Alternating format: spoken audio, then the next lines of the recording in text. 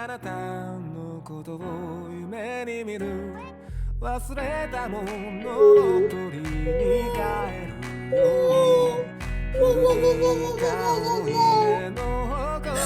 you so much, Leo, for rating, and I'm sorry. There was like some delay with like the chat. It was kind of scuffed, to be entirely honest. I also had some problems with mic at the start of the stream. But yeah, hello, welcome. Thank you so much for rating me. Also, no, y'all can claim verse again. I was going to say that.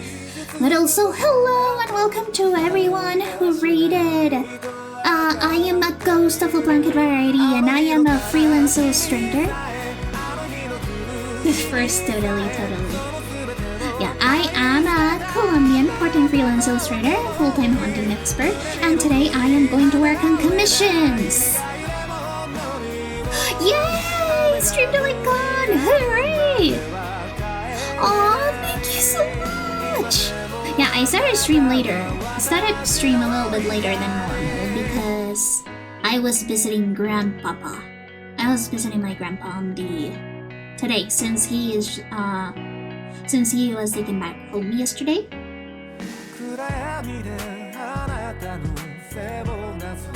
So yippee! It might be that song because it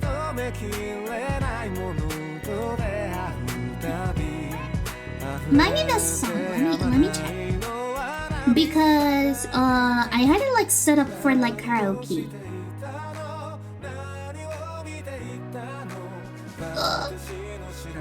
But also, welcome to the second stream. Congratulations, Leo, PK, Fonda, and Sabrangus for this time taking the firsts, the top 3. Yeah, that's you! I'm working on your commission! I'm going to work on like various commissions at the same time. So yeah, I am sort of like right now doing a small like sketch portrait to figure out the features before I actually go on over and do the post, because I've had the post for a long time. I just need to figure out the post. Also, by the way, I was going to ask, does your character have no eyebrows? Or is that like a stylistic choice of your artist?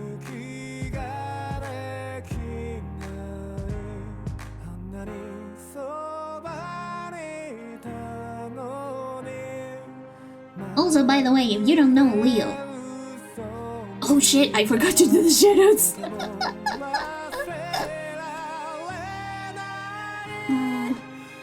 Oh, probably stylistic, okay. Good to know. Okay, let me shout you out. I also shout out on stream avatars, emoji. Ooh, you were streaming by daylight. How was that? How was your stream? Hello, I'm welcome. It's no problem. I actually had to restart the stream, so it was kind of scuffed. You didn't really miss that much. Also, by the way, Leo, DTS Frida is now available. I think that you weren't like available. Oh, you were playing another game before it? Ooh, that's nice. What game are you playing?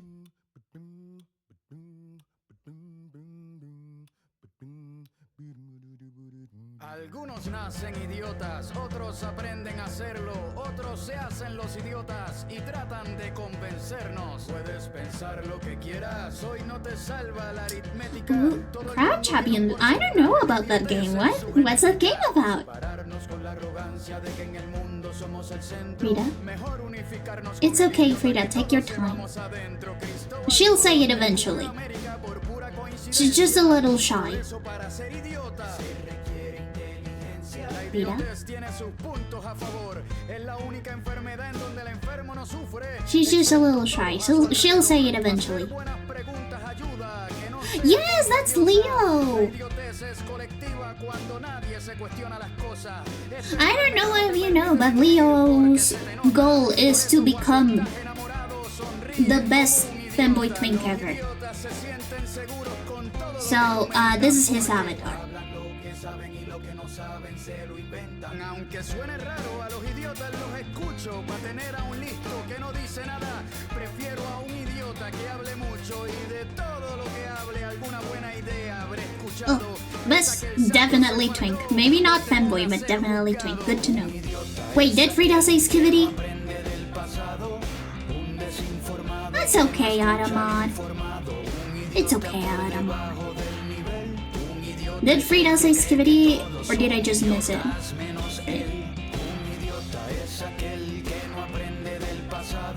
Sorry, I don't know. Maybe it's my internet or like Twitch's signal that is fucking stuff up.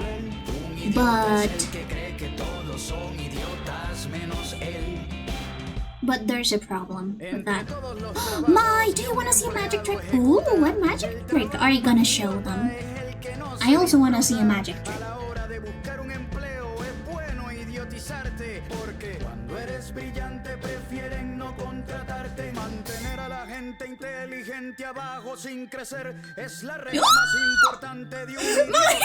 My hair! My beautiful hair!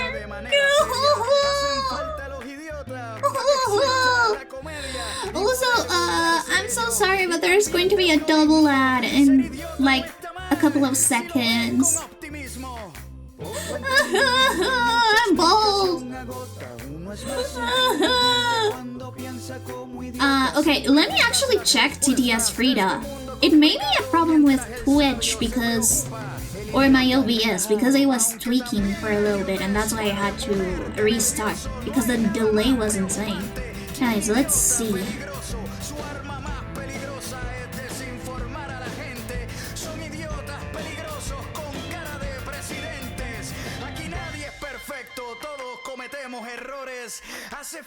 I think that it's Frida.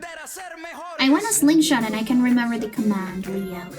Oh, let me help you with that. It's actually sling 60 1000. Yippee!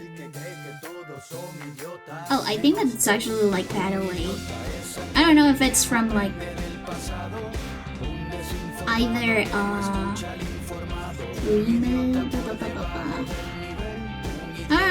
OBS right now is not having problems, and maybe my internet or Twitch. Either one.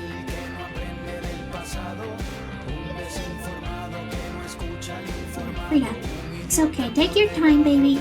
You can do it.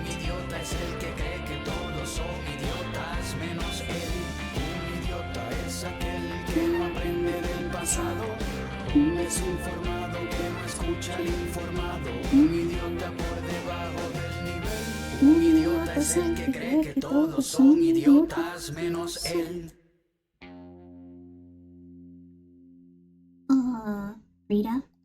Frida, are you just going to stay there, Frida? Are you okay? I guess you're just going to stay there for a while, huh? That's okay. You can keep me company for a while, I guess. Elton John! I guess Frida will be keeping us company for a little bit. That's okay. Let's continue on with the sketch. We are so scuffed up today. It's insane, actually. Okay, Frida. There we go. There we go. Goodbye, Frida.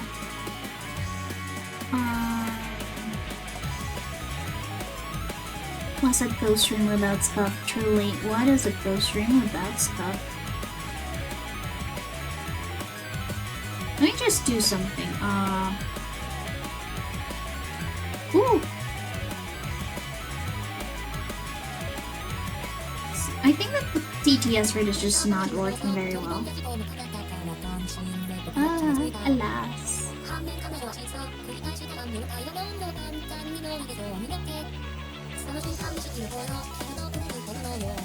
Yeah, it's not even letting me like fix up the properties, which is weird. Mix it up overlay, control audio via audio, OBS, advanced property, monitor only. Huh. I suppose that Frida, if you weren't greedy with your points, you would constantly make me pop. No! Why would you do that? Why would you do that? That is so mean. When does TTS Frida again? Why are you not working? Baby girl. Frida. Frida.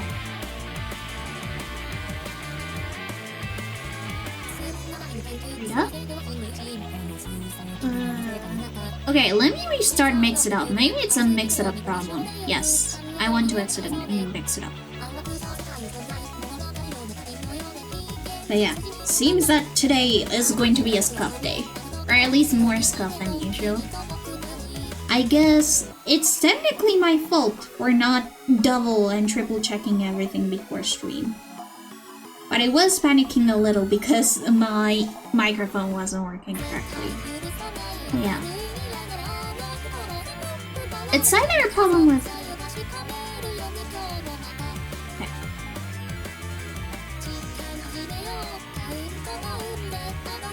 Let's see. Login with Blanket or Ghost. By the way, I am actually like pondering on what would be a good username for the Mix It Up bot. Of course, like, it still works, it is serviceable when it is my username. But it would be fun to have a little bot. I did want to make it like a Frida bot, but unfortunately that is already taken. Action groups. I'm testing the action. BTS Frida, are you okay? So, I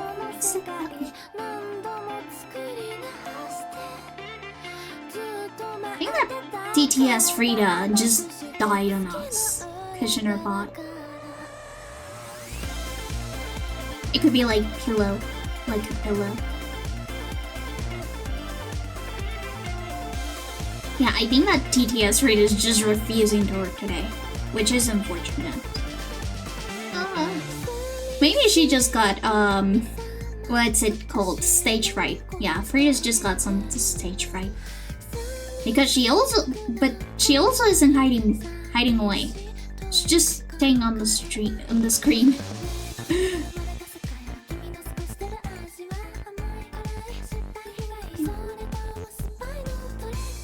Frida homophobia moment?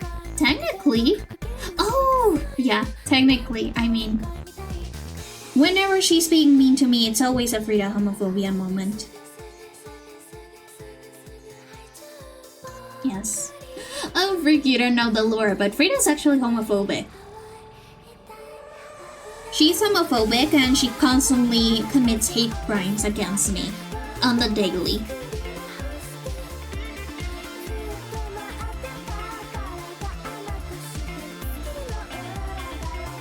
No, we're on the Kozai mode for homophobic Rita. Oh, that reminds me, I could totally make like TTS Frida like a Frida pop emote. Yeah, I think that's just Mix It Up that's being weird. Because it is also taking a lot of time to load the Mix It Up, which doesn't happen often. Wait, let's continue. So this is sort of like the phase that I have set up. For you, Leo. Is it Twinkie enough, or do you want it to like be more mask? You haven't wanted to have like more defined features?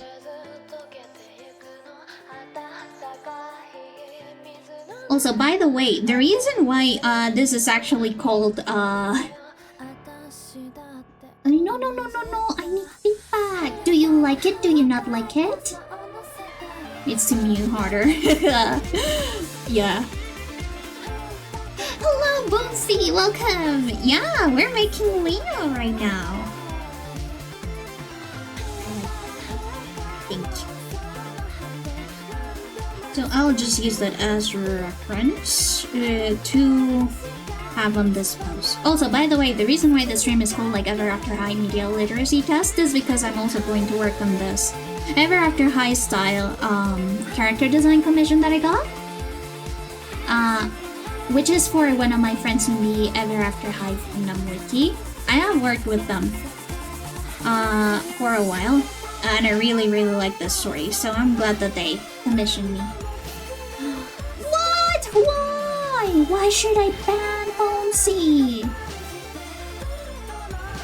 I mean, is it really okay to ban someone when they're part of my spooky brethren? Not exactly a ghost, but still. Oh! No flirting in chat. No flirting in chat. Or else Frida apes you.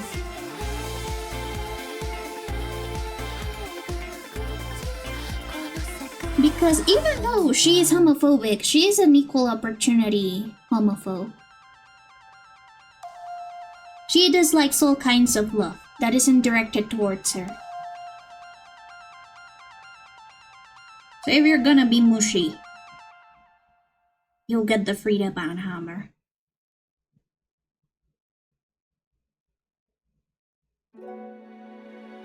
Yes, you are spooky. You are spooky because you're a fellow spooky thing.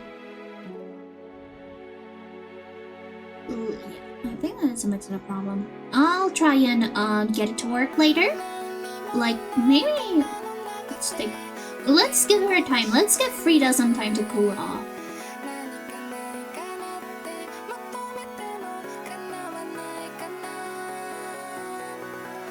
Yeah. So, this is actually like an Ever After High style commission. Oh, you're Aziza Dullahan? That's so cool!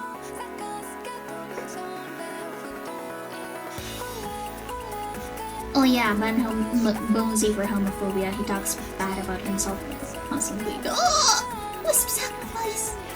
Who will be the winner? And gain the honor of being eaten alive by Frida. Oh yeah, for the commission. That's so cool! Thank you for telling me. Wait, but if Bonesy's homophobic for speaking ill of himself, does that mean that I'm also homophobic when I speak ill of myself? Should I ban myself for homophobia? Hide my pretties. I posted the gift to her. Oh! Let me see. Let me open Pony's server so that I can check it out.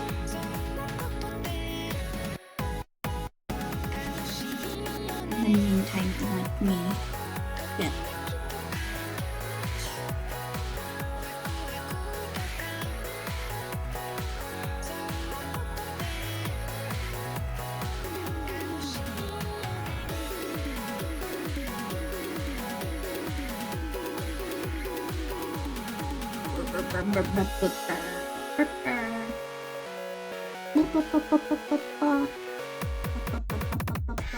Is it on Showcase? Let's see, is it on Showcase? Or is it somewhere else?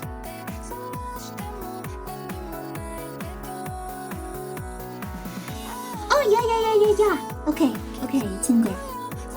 Oh, it's so cool! It's got animated flames! Super cool. Let me put it on the staff so that you can see it.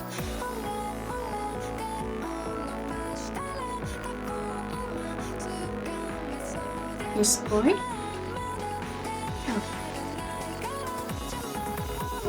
Oh. Look, it's got animated flames! That's so cool! Yes, I agree. It is super detailed as well.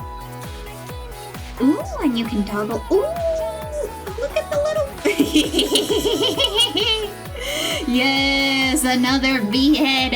a fellow beheaded person. Yeah, that was a very good papa. I agree. Your design is super cool. I'm very excited to start up with the posts that I'll send you. So that you can see and choose which kind of poses you. Yeah, I love the animated flames. I have always struggled animating flames. I can do like very simple animations, but flames have always been a little bit difficult for me. I actually spent a really long time animating the little wisps, little flicks, like they're little flames. And I had to rack my brain real hard. I did stream the process of creating the wisps on my channel, but I had already made the base of the wisps, the animated flame base, because it actually took me almost a full day to figure out how to make the waves. Yeah. It also just so happens that I did take an animation course back in college, but the last time I actually did animation proper was for my animation finals. And since it was an introduction to animation, it was actually a pretty simple animation. Let me show it. I am actually very proud of the animation, so I am okay with showing it. And sometimes when I get myself pumped up enough, I am insane enough to think like, hey, maybe I should actually complete this animation. But no, I am not doing that. I'm not doing that. Gotta get it just so. Yeah, also creating like little wavy loops like this is more difficult than you'd expect.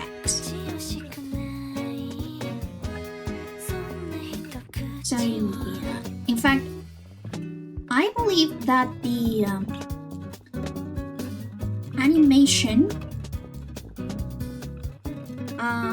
that I actually ended up doing is way easier, just due to the fact that, well, you're actually don't need to do those like squiggly loops that you usually have with waves or wavy type stuff. But yeah, this is my my animation final. And it just had to be like a simple 15-second animation with lip sync that showed the principles of animation. Well, wait. Okay, now you're working.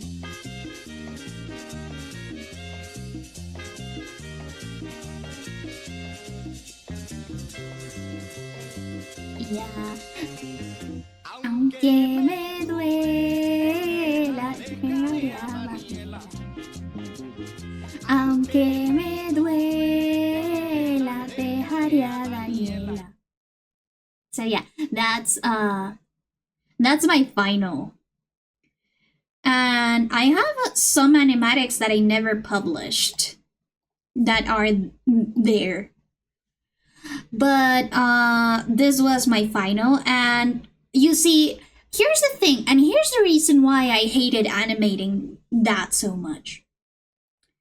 The reason why I animated that and why it was so rushed was because even though we had 1 month to do our finals, I actually started doing my final I believe maybe 2 days before the deadline, the due date.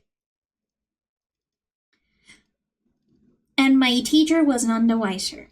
Also, by the way, this Evelyn OC animatic is like my claim to fame. It has like 100k views.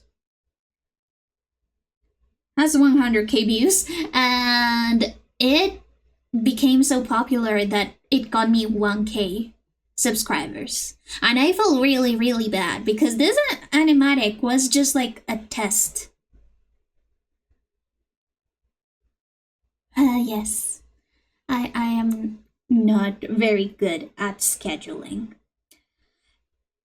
So it got me like 1K followers. Oh, I also apparently uploaded it the day before my birthday. Nice.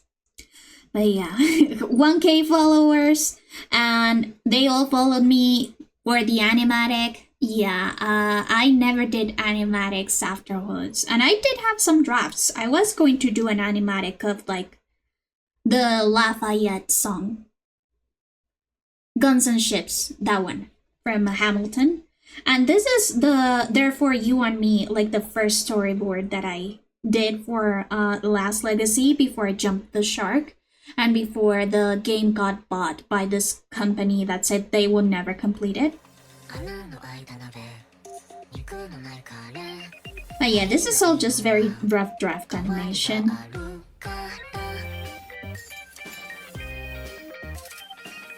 And these character designs are super outdated, but still.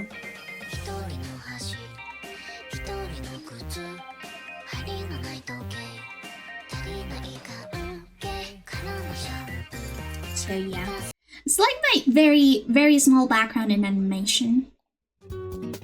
Because I did before used to do pixel art, little pixel dolls, and they had very, very simple blinking animation or sleeping animation. I need to start practicing Blender again. Would you mind if I model blanket for some practice? No, of course not. I don't mind it at all. I am such a bad streamer. I don't even have like an art tag. I thought about like using something that has to do, I believe that there's a type of photography that has to do with ghosts. I think that it's called the spectral photography or something like that.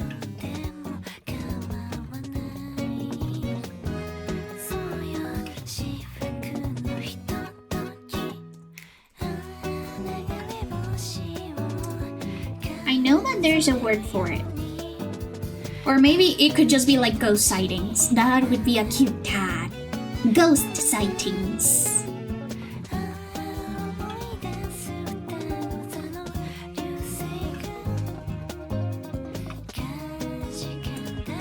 Because I know that I believe that Mainland has already taken that spirit photography.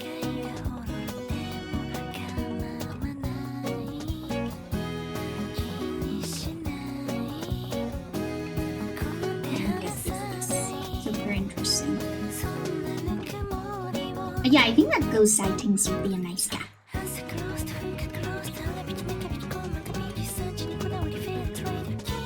Okay, back to the fan art stuff. back to art. I need to make like a redeem where you guys just do a sound redeem to have me concentrate back. Maybe like the Navi, hey listen. Hey listen, jingle thingy. Since most of my redeems actually have like Majora's Mask. Oh, not my redeems, but my alerts have the Majora's Mask. Have the Majora's Mask sound effects. Because it is my favorite game, and I love it.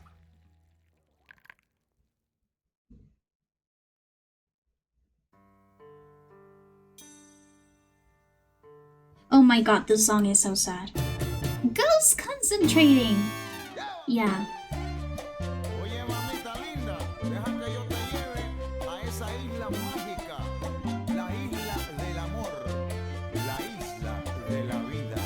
Yeah. Well, that's what the cooldowns are for, aren't they? I am also going to later fiddle with Mix It Up, so that you can actually get like a daily. And I've been thinking about daily coffee beans. Yes, daily coffee beans.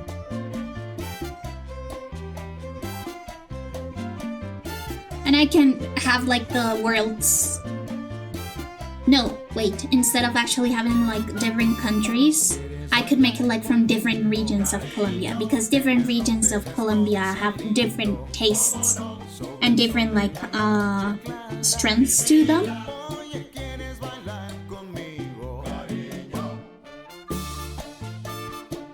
So you could get different strengths of coffee from different regions of Colombia. And then you can also get an evil coffee bean. Which is totally not an idea that I have stolen from my Shindo. But yeah, I want to give you all a daily just because I think that dailies are fun. Like a fun way to track how many streams you've been to. And again, just a singular coffee bean. Ghost, concentrating? I'm trying. I have been really scatterbrained lately, for like obvious reasons. But I am trying to get locked in. It's what Grandpa Ghost would want.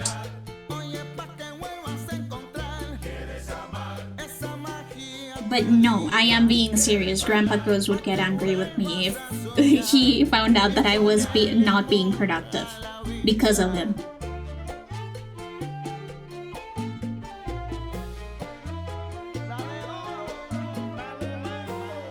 I don't know about this thumb. I feel like it needs to hang out differently. The tongue just isn't hanging how I'd like it to hang. Don't clip that.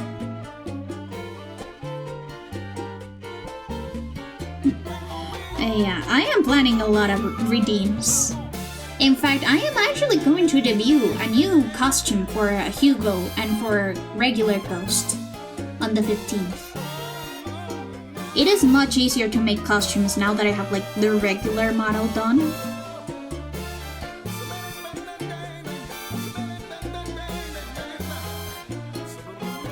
But you guys have actually seen like a little bit of it because I did tell you like there was this one dream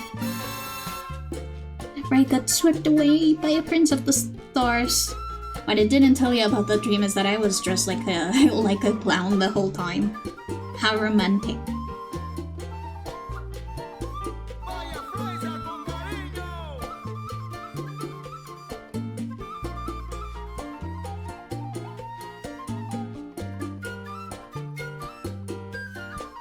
Yeah, I don't know why this stream has been so scuffed.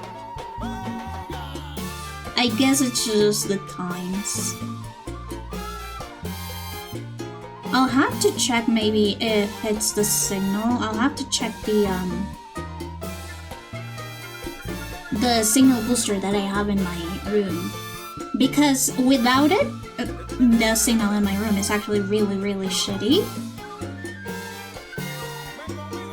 And my computer just doesn't get barely enough energy to do what it needs.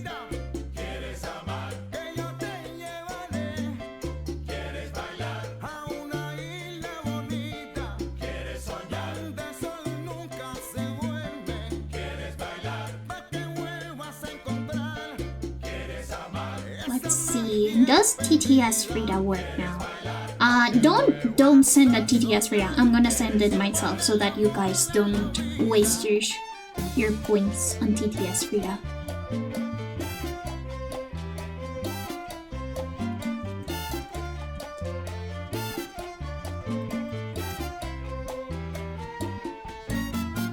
Let's see. You can do it, Frida.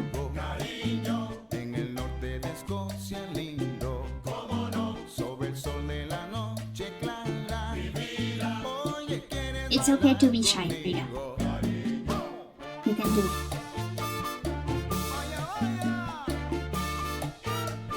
Maybe I fucked up something.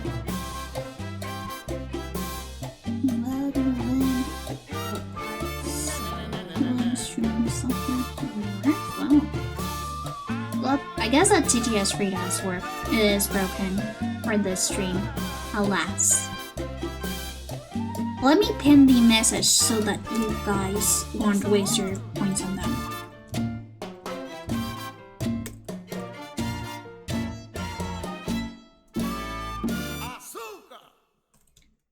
But yeah, it seems to be a problem with either Mix It Up or Twitch APIs.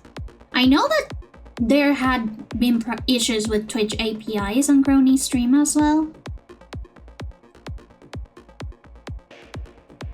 because the words game and the sound alerts weren't working that well. And Aishindo on his stream as well also was having problems with the sound alerts. Speaking of sound alerts, let's check them out. Okay, sound alerts do work. Good. I can make this size a little bit too far here.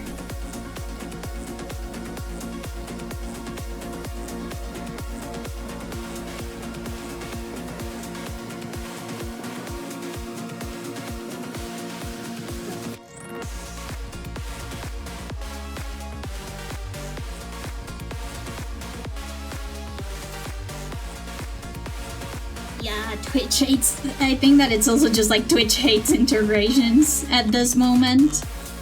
But I did see that a VTuber got like wrongly banned again for a supposed embezzling or fraud. And Twitch didn't have like any evidence for it. So they lost their account for the 3rd time. And it's so sad. I'm really hoping that it doesn't happen to me, but the more you think that it won't happen to you, the more likely it is that it'll happen.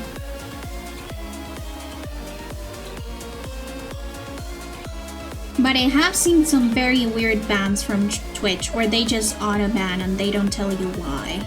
And then you just have to wait weeks, sometimes even months to get an answer from a human. The fuck is a VTuber? You don't know what a VTuber is? Get out! Get out! No, it's okay. VTubers are basically a combination of like virtual YouTuber. So it's a streamer that instead of like showing their face, uses an online avatar. So for example, me, technically I am a VTuber of the PNG tuber variety. So instead of using a camera, I use both human ghost and regular ghost.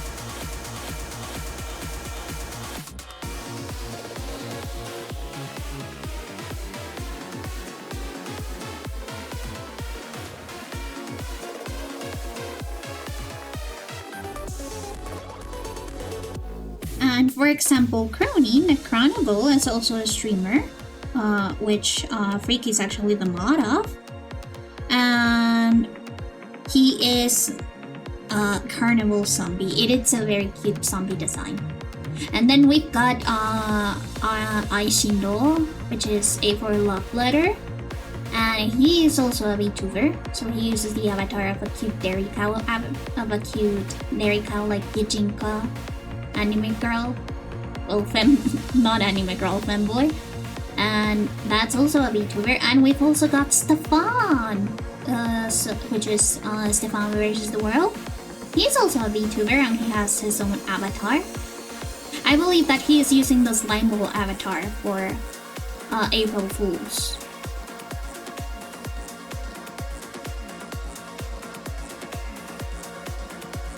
Never heard of it. I say it as I watch you work on art for my PNG model. VTubers? Never heard of them. I don't know what they are.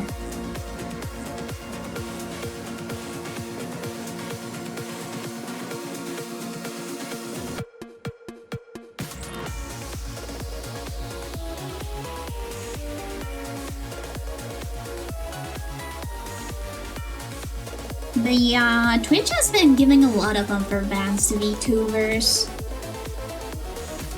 I do know that there are some that did go over the line. So for example, like the NSFW bans that happened because VTubers had nude streams and then they put it as like artistic liberty or like artistic nudes, which I mean, technically it is, but it is not made for like art purposes.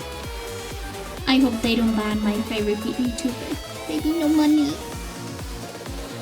I do wonder if Baby No Money will one day have like a VTuber avatar. He does stream sometimes, but he does cam streams. I don't follow him for streaming though.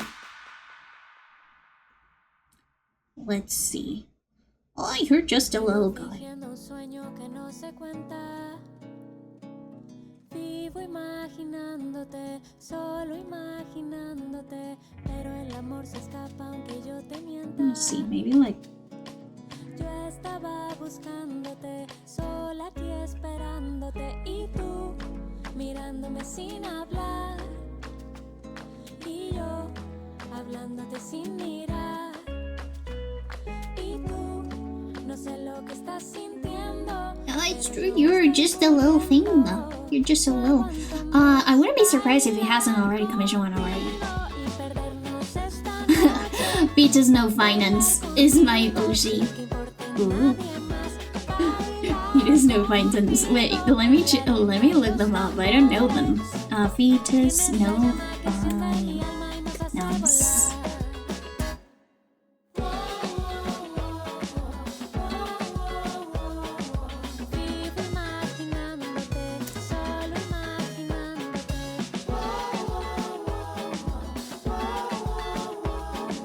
Is that an actual VTuber or did you just do me? Oh, she's technically taller than me. Okay. Hey, I do whatever you want. If you want me to make you super tall, I can do that. That's the benefit of commissioning an artist instead of using AI. I can do whatever you want. I can draw you pregnant.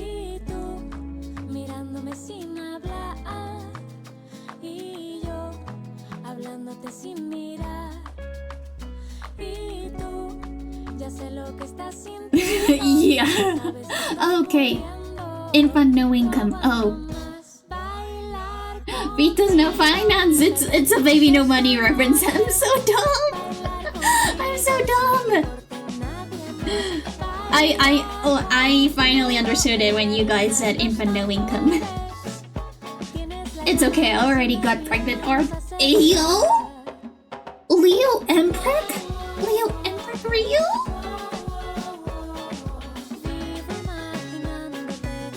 Let's go! Let's go, Leo Empreg! I sort of want to lower... Pregante? Pregnante? To be entirely honest though, it is very difficult to write pregnant and to pronounce it when you are not a native English speaker. It took me a while to learn how to pronounce it. Also, yeah, I based off of the heights of Denjian power. Pregnante? Prenegagante?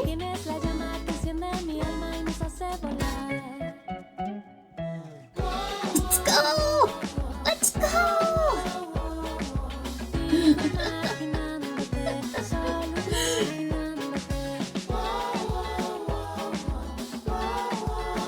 So here's like my art process when I do like a couple pictures. First I do the face of one of the people.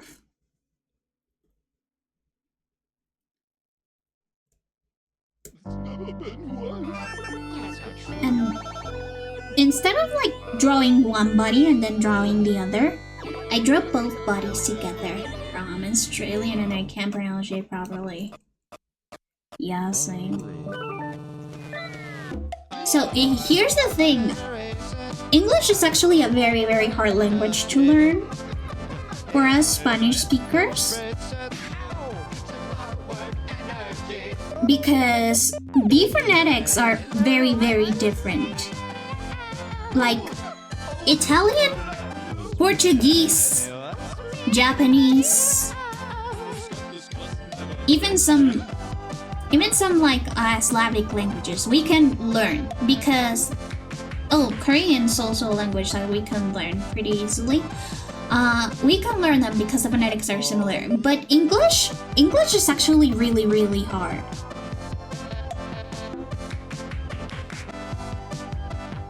It is extremely hard because we basically have almost no phonetics in common.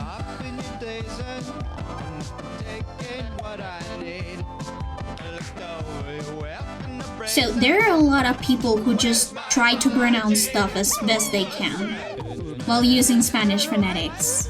And that's how we get people named James or Uznavi in Latin America.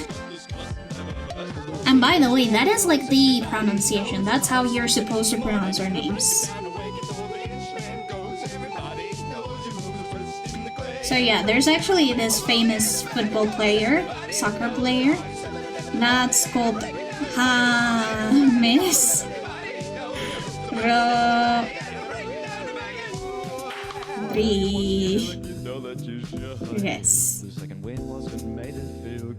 So yeah, we've got James Rodriguez. And then there's the main character of In the Heights, which is called Uznavi.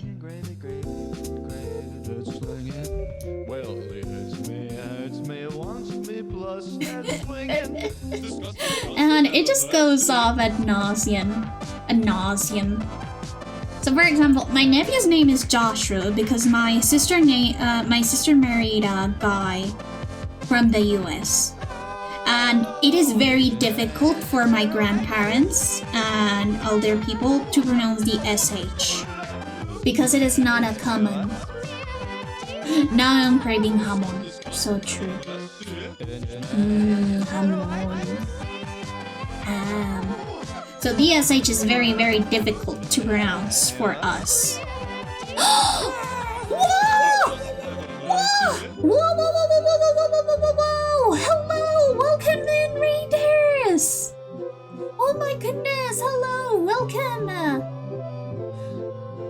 Well, thank you so much, Sleepy or Sleepy. I don't know how to pronounce your name. I'm so sorry. Let me do the shout. And so, do the shout out to your stream avatar. Hello, welcome. What were you doing? Oh wait, this is first. Oh, you were doing art? That's so cool. If you want to give me an art box or anything, feel free to. I've currently got links enabled so that you're able to send them without getting auto-banned. You can indeed channel raiders to a Mortal Kombat. You can duel them. I may be nice, but I cannot guarantee my wisps are.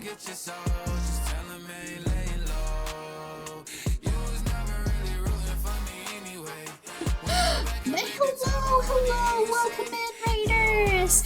I am a ghost of the blanket variety, and I am a Colombian, part-time illustrator, full-time hunting expert. Thank you so much for following Toya Spirit.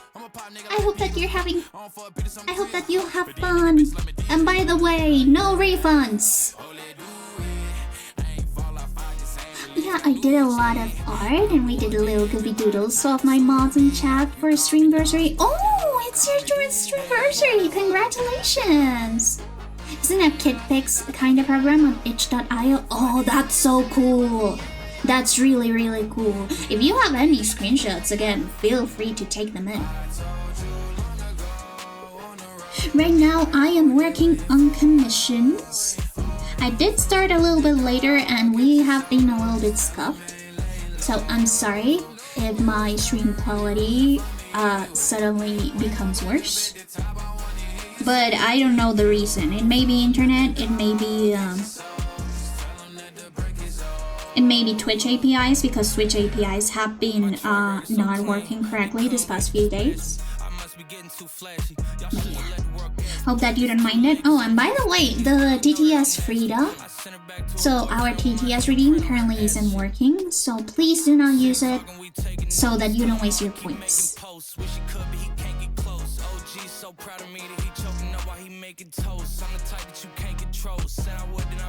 But yeah, Leo, if you want to, I blame AI artist. Yeah. Oh, look, we've got an art box. Let's go. Oh, it's so cute. And it's got the little sketch And that's one of my favorites, actually. That is so cute. Look at this.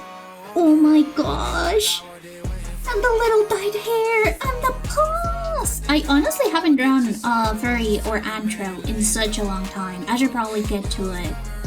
Should probably get to practicing. Oh my god, look at this otter. Wait, no, it's not an otter. It's a ferret, right? Yeah, that's a ferret. Sorry, I'm a fake fan. But look at this ferret. It's so cute. And I love the mug and the scarf. Oh, it's adorable. It's so adorable. My my PNG tour broke.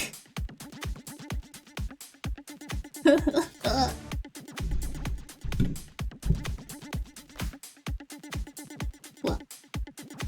Alright, now I'm shouting. Martin, but yes, ferret! Yes! I love it! I love them so much. Thank you for sharing your art with us. Wait, I want to choose one to keep me company. I think that I'll choose Finn. Because I like the smile, it's very friendly. So, let me just go and put it in somewhere.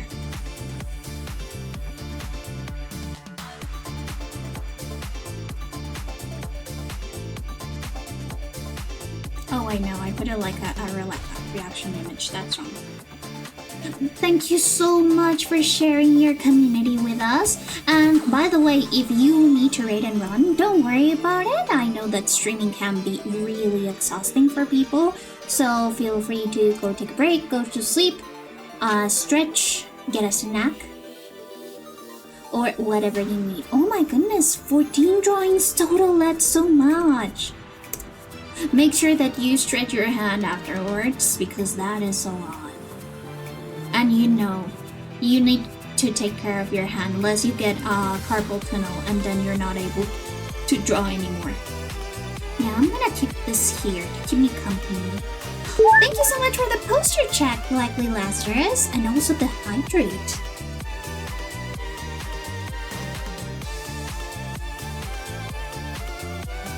I am now hydrated. Thank you so much. These are so cute. Right now, I am working on various miscellaneous commissions.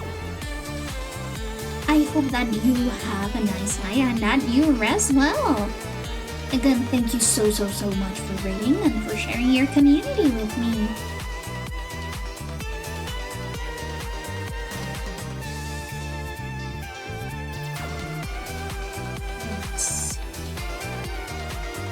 I mean, if you're gonna be a twink, if you're gonna be a twink, Leo, I'm gonna have to give you a twink vibe, right?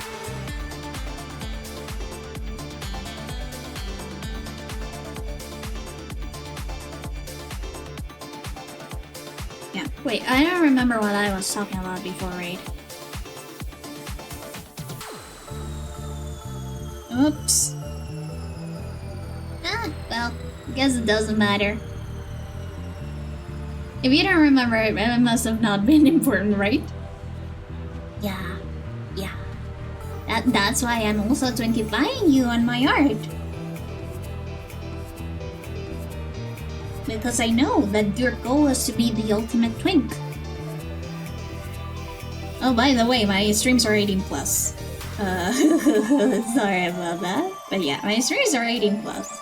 Because we are all mature adults, and we make mature adult jokes that are appropriate for children. My social media is safe for work though. The only not safe for work stuff that I've done, I usually censor. I make sure to keep them filters on for my underage followers. I'll probably make an NSFW account. Or well, I would, but honestly I don't do enough NSFW to really justify it.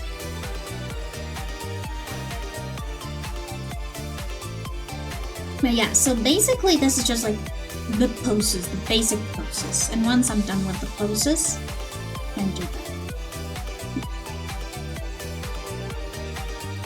I think that I'm gonna hide this ear.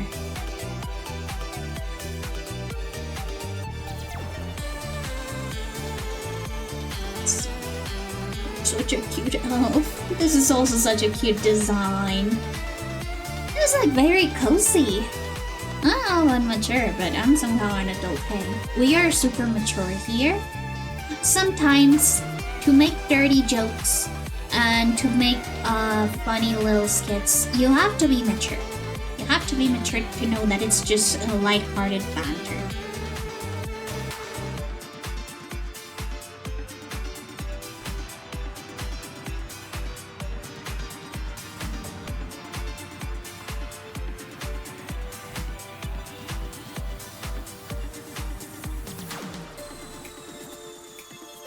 I'm sort of checking that the faces line up.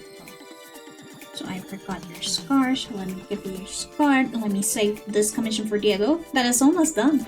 I'm so excited. This commission is almost done. This was the character that Diego adopted from me, dressed up as Akron,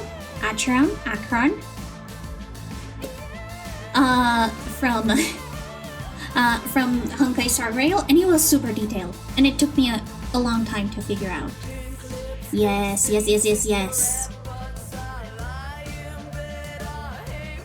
Same, Leo. God blessed us by giving us a great sense of humor and also by making us ace.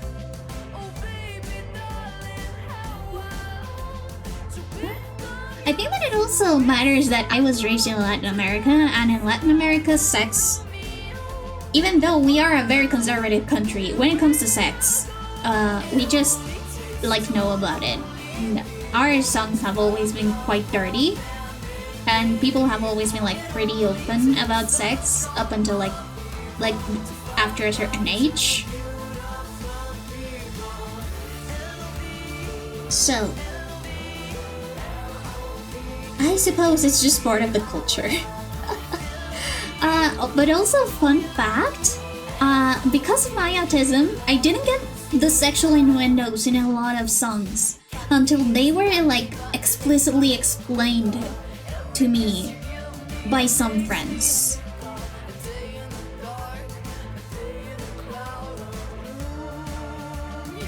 Yeah. And so I was just like listening to some songs on my little MP3, you know, the small ones that have only 4 buttons. And then they were like, dang, Ghost, I didn't know that you listen to such dirty songs. And I was like, but what do you mean dirty? They're not dirty. This is just about a guy who has a very bad pipe.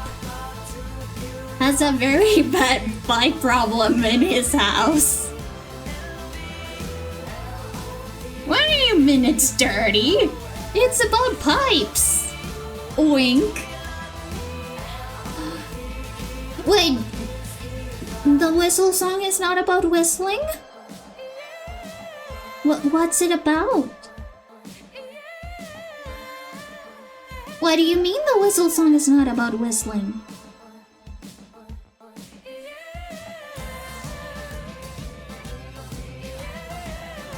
You guys have similar eye shapes, actually.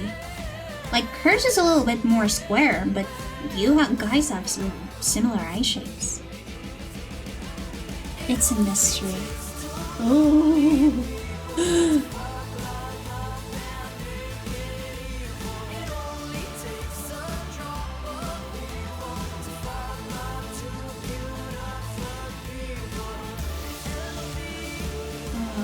Oh, she doesn't have bottom lashes. Okay, no bottom lashes. For you either. I do know.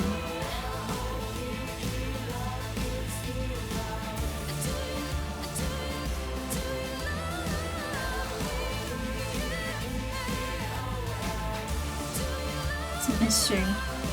I'll just pretend that the whistle song is about whistling and not question anything. I mean, if I don't know it, it can't hurt me.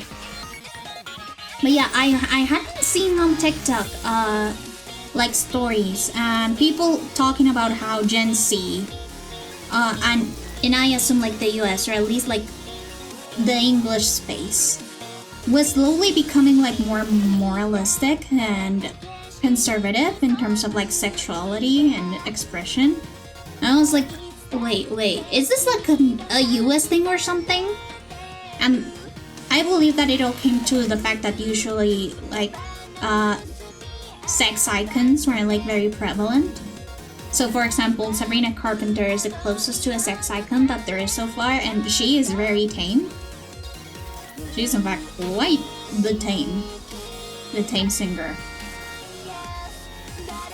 And she's like the first one of her generation to be like more sexually provocative. Yeah, and I was like, what do you mean conservative? Also, what do you mean like controversies about Sabrina Carpenter? She's like pretty tame. I had to like think for a moment and then go back to my childhood, and I was like, well, maybe it's because in Colombia, just like in Latin American music in general, sex is a very common like topic to... Sex and sexual liberation is a very common topic to write songs about. So we never like got that sort of like coddling that people were talking about, and how about the younger Gen Z is more conservative in terms of that. So yeah, maybe we're just too Latino to understand it. Maybe it's a US or general like English speaking area thing. Yeah. So basically, like, the whole theory is that usually every generation has like a sacrificial virgin that is supposed to be like the sex symbol of that generation. For example, like the millennials had Britney Spears, Gen X had Madonna, and so on and so forth. And I was like, wait. I thought that our sex symbol was like Lady Gaga and Gwen Stefani and Christina Aguilera and Jennifer Lopez. Do the kids from this generation don't have like that kind of person? Because it is like a generational thing. Usually every generation has like their own sex symbol that sort of like introduces like kids, well, not kids, but like teenagers, since they're starting to mature. They also start looking for like celebrities of their age or close to their age, are also like having like those kinds of like topics on their songs. So, you know, Madonna was like of my parents' generation. We have Blood Nymph and Cobra, but I don't know how big they are. Yeah, so same for here. Like here in Colombia we have Karol G. That is like the sex symbol of our generation. And then I guess there's also Rosalia, but Rosalia's from Spain. And of course, there have been a lot of like reggaeton singers. Gen X's sex symbol is young baby. So true. But yeah, it usually I think that it is like a very white-centric thing, because I'm pretty sure that this generation has had sex symbols. It's just that they're not white, or they're not conventional to the norm. Because I mean, Nicki Minaj, Cardi B, Megan Thee Stallion, Doja Cat, all of them had like that sex symbol status. And Lady Gaga actually was very, very important for the queer community in the 2000s. Do you think Karol G is a sex symbol? I don't know. I heard to Beyond music ever since Provenza. Honestly, I don't listen to Karol G very often, but here in Colombia, she is like a very prominent sex symbol. Oh, okay. And I mean, Provenza is just like one album. Oh, we also had Shakira. We cannot forget about Shakira. Oh, I know, Provenza is this song. The album is Mañana Será Bonito. But yeah, no, Karol G has a lot of, like, sexy songs. How could I forget about Shakira? Shakira was the sex symbol of Colombia in the 2000s. She was the it girl. And sure, she was... We cannot forget about Shakira. That is such a Colombian thing to say.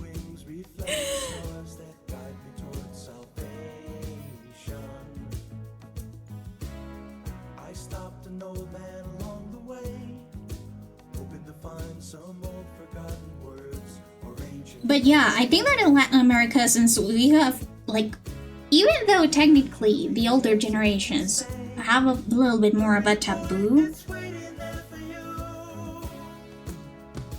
when it comes to sex, our music has always been like very sexually liberated.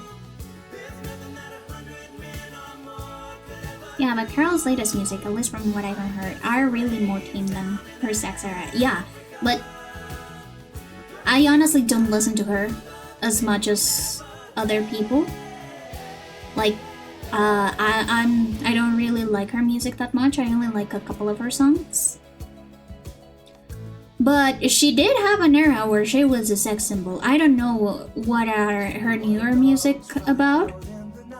What is her newer music about? But she was once like the sex symbol for, at least for us, the Gen Z that is around my age. So like mid to late 20s. But yeah, Shakira. Actually watching the Loa video felt so wrong back when you were a kid. It felt like you were watching porn. And it was tame, but still, when you're a kid, it was kind of like a sexual awakening, Shakira. At least for the kids who do feel sexual attraction. All of the guys in my grade have huge crushes on Shakira. And other female artists that I don't remember very well. I mean, we have, of course, Sofia Vergara, but she's an actress, not a singer. Nothing like being a child and watching something that feels deeply wrong. Yeah, that's just like the child in the early 2000s experience, or in the 2000s in general experience. Oh, there's also an ad break! Sorry about that. I forgot to announce the ad break, I'm so sorry. But yeah, feel free to take a break if you need so. I'm not a Spaniard, but I model my sex symbol vibes off of Enrique Iglesias. Honestly, that's cool. Oh, Colombian, not Cuban. Cuban. I'm sure unrestricted access to the internet will not warp my fragile mind. I'm sure that it won't. I mean, look at me. I am totally, completely stable. Lost signal. Did I miss anything good? Oh no, I was just talking about how apparently Gen Z, like the younger Gen Z, at least in more English speaking spaces, are more conservative when it comes to like sex and that kind of stuff. And revealing clothing, yada yada yada. And I was like, is this just something that I'm too Colombian to understand? Because oh yeah, there was like this whole thing about Sabrina Carpenter and the Juno poses, and I was like, well, yeah, that's normal. Like, believe me guys, there's worse than that. But yeah, a lot of people piled in on her, and there has been like a lot of like morality crises that have been just like very nothing burgers. I guess Tate McRae could be a... Tate McRae. I don't know who he is, but Godspeed. But yeah, there's just been like this talk about how... Yeah, but it is interesting because people have said that it's because due to the pandemic, a lot of kids in high school that were in... Oh, she's a Canadian singer. Yeah, so a lot of people in the academic areas are in like the developmental areas of science are talking about how maybe because a lot of those kids were in high school, during the pandemic, they didn't really get like that experience to mingle with other kids and experience puberty in an era where they were practically isolated from the rest of the world. So that may be why they have become like why they have regressed when it comes to sex and just being like sexually liberated and stuff. And I thought that's like a very interesting theory. But yeah, I was like, when I first heard that, and when I heard like the controversies about the Juno poses and about Sabrina Carpenter or whatever, I was like, am I just Colombian? Like, I know that sex is a very, very big part of our culture.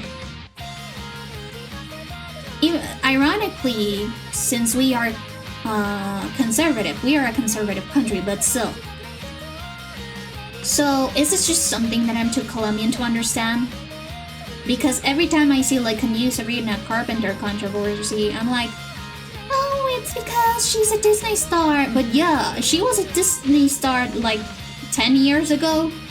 She's now 25 years old, I believe. Yeah, sex is kind of like a big part of being a mammal. You and me, baby, we're nothing but mammals. So let's do like they do in the Discovery Channel. So yeah, I was like, oh, wait, Sabrina Carpenter is a whole ass adult. Why are we making like such a big fuss about it? And I remember the same thing happened with Miley. With Miley back when she started like becoming more mature and she wanted to break out of like her Disney persona. And sure, it was shocking for me at that age because I watched Hannah Montana. But I was also like, well, I mean, she's an adult. And Hannah Montana was just a role. I kind of just expect her to cater to kids all of the time if she wants to be like a more adult music creator. But people were so upset. I was like, I don't get it. Was the cultural appropriation bad? Yeah. It was very weird. But at least like that wasn't the problem. They weren't calling her out for the cultural appropriation and the weird like stuff that she was doing. It was more about like just causing outrage because she was now an adult doing adult stuff. Yeah, it also happened to Vanessa Hudgens actually. Did you know that there was going to be a High School Musical 4? But because Vanessa Hudgens' nudes were leaked by an ex-boyfriend, and Disney blamed it on her. Basically, the media blamed it on her. Yeah, it also happened with Demi Lovato and with Justin. Honestly, I don't remember much about Justin Bieber just because I never really liked Justin Bieber's music. I only really liked his music when he collabed with Major Lazer. I like Cold Water. That's a good song. Does she have like diamond eyes? Yeah, she has like diamond eyes.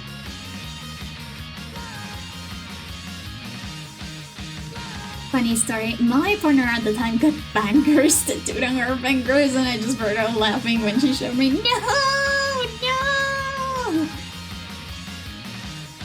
That's why I have never gotten a tattoo. I have always been worried that I may regret it one day. Also, welcome to the Discord, Bonesy! Please remember to have your DMs enabled so that you can get verified by YakPD bot. And then you can enter the Whispers. Yay! Hello, hi!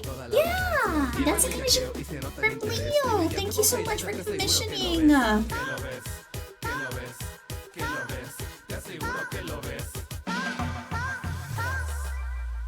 Oh, she's got straight teeth. By the way, fun fact, I actually have sharp canines. I actually have canines that do stick out. And they're a little bit fang-like. But honestly, I want to have them shaved. I know this is like the goth dream. This is like the goth dream of people. But the thing is that when I fall asleep, then my canines get like to rub on the insides of my mouth, and I get little canker sores. I get little sores right on the place where they touch the inside of my mouth. And every time I close my mouth, then they brush against the wound, and it hurts like a bitch.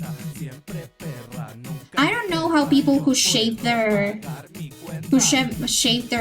canines to look like fangs handle it, but I, with naturally occurring sharp canines, I honestly cannot handle it. Ghosts of vampire? Who knows? Can vampires be ghosts?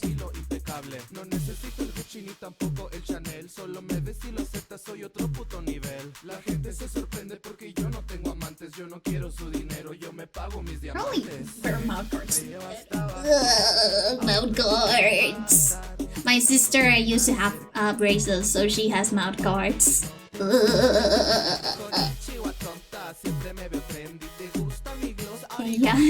Yeah, GDP just gave me a message saying that it's waiting for Bonesy to be verified as a human. I don't think that'll be possible given their skeleton. Because how much to draw Bonesy pregnant? I mean, it's the same price. Don't worry, I don't discriminate. I don't give Mpreg upcharges. You can pay me whatever you want, whatever your heart wishes. No, I have been told by some people that they like for me to like do doodle commissions or sketch type commissions. And you know, I used to do that once before. Like back when I was younger and more inexperienced as an artist. But then one day, Mpreg taxation. No, that would break the Mpreg economy. Think about yaoi economy. Also, give me a second. I need to go to the bathroom. I'll be right back.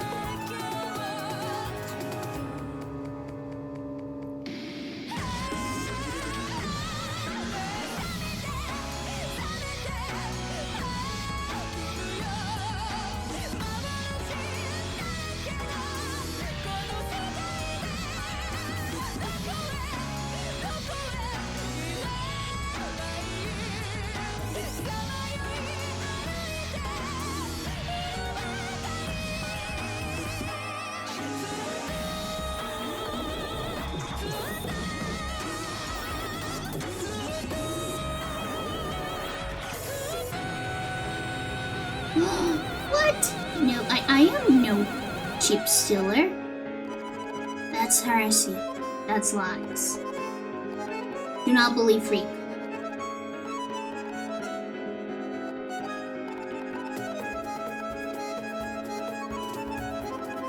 But also, yeah, we don't think about the yaoi economy and how Mpreg taxation would affect that.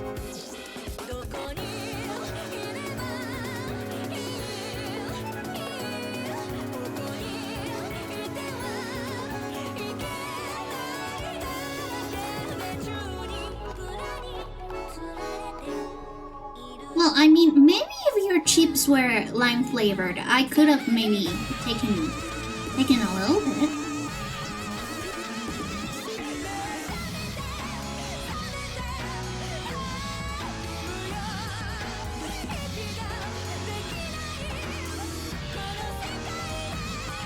Ooh, wait Wait, she has longer...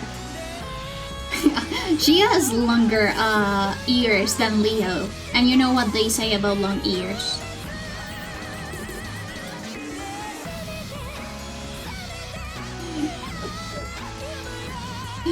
Ellie's got bigger ears than Leo.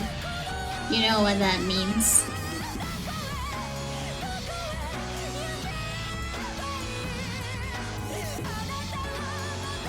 But yeah, first I actually, for couples, or for like, commissions that have extra characters, I first, make the faces and the torsos, and then when the torsos are done, I can then work on positioning the limbs correctly.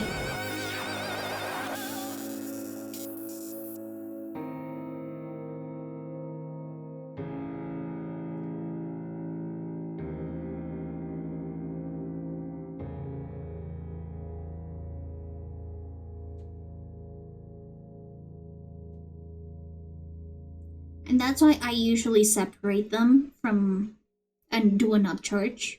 Aside from the fact that I have to like draw another character, you also have to take into account that when you draw two characters together, things are going to overlap. Things are going to clash. I am so fab. Check out, I'm blonde. I'm skinny. I'm rich. And I'm a little bit of a bitch. I want the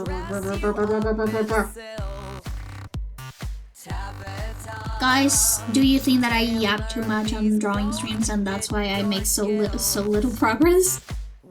Be honest. Do I yap too much?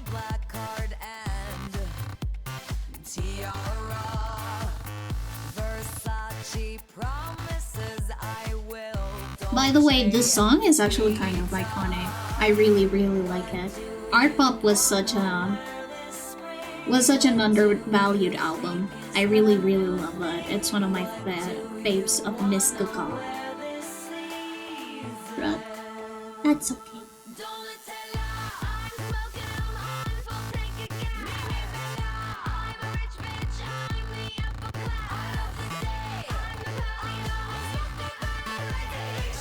Yeah, now that I have them like this, I can actually work on the limbs.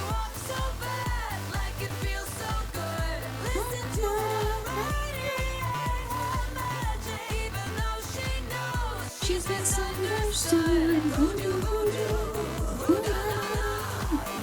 Walk down the runway, but don't puke. Okay, so now that I have this, usually for the arms that overlap, so that I can make sure that all of the joints are actually working correctly, I just use a separate layer.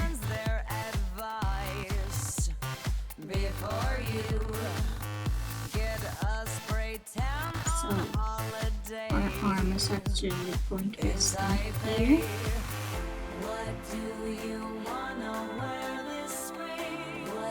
Ooh, actually, I think that her shoulder should actually be higher, as if she was, yeah, like this. And then she can actually put like the funny ears in here. And for that, I'm gonna take away some of Leo's inches. Sorry, Leo, I'm taking your inches.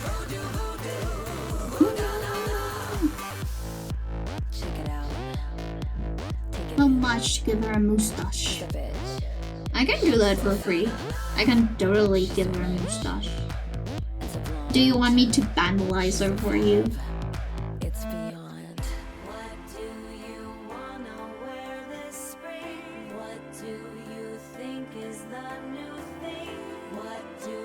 Here. Beautiful mustache.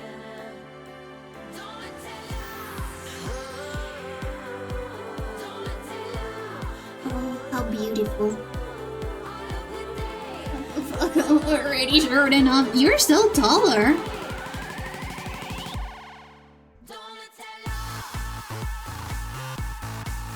You're still taller. I could make you shorter if you anger me. Remember, I am the artist. Also, let me just do something.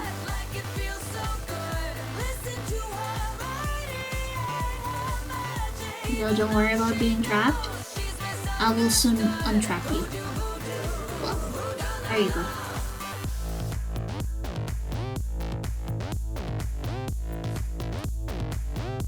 Oh yeah, I can make you shorter.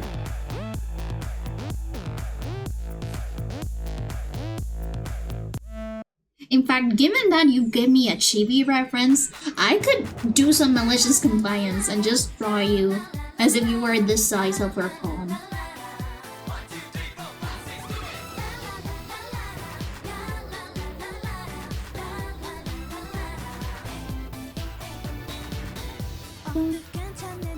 Oh man, Kara's such a throwback! I used to listen to them when I was in middle school. God, I'm so old. I'm so old. Making sure it is low. I mean, how much are you willing to pay me?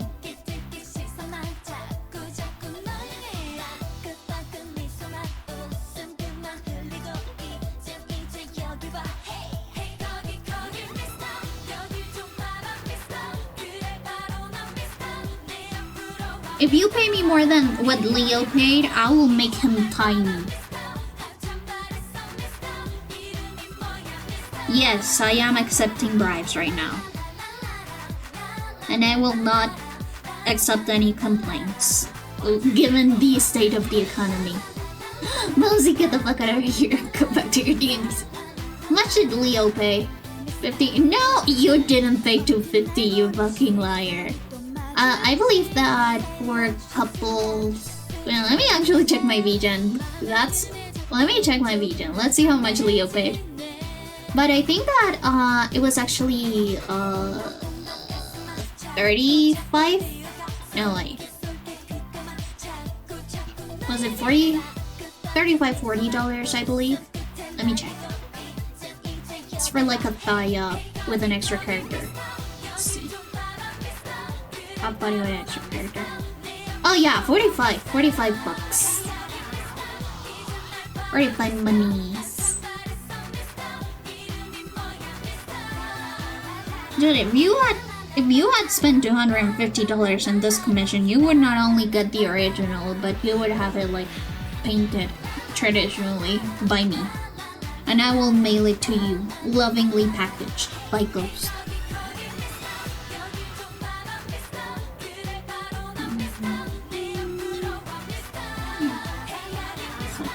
Get a little bit closer.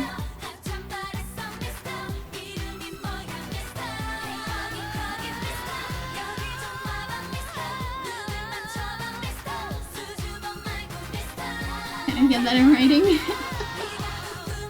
By the way, yes, Boonsy. There should be a bot that should DM you and send you a captcha. And once you complete the captcha, you get the whisper and you'll be able to get into the server, no problem.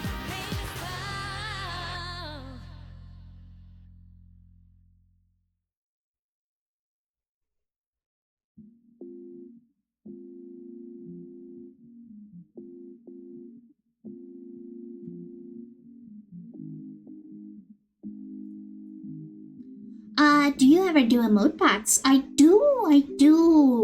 I have them closed at the moment. Yeah. I have to make sure. Currently they are closed at the moment because I want to make like a little template for them. But they're going to be open on Region actually. I'm going to open like emote and badge packs because I made all of my badges and also the bits badges as well. I made my bits badges. I made my sub badges. I also made all of most of my static emotes and most of my animated emotes.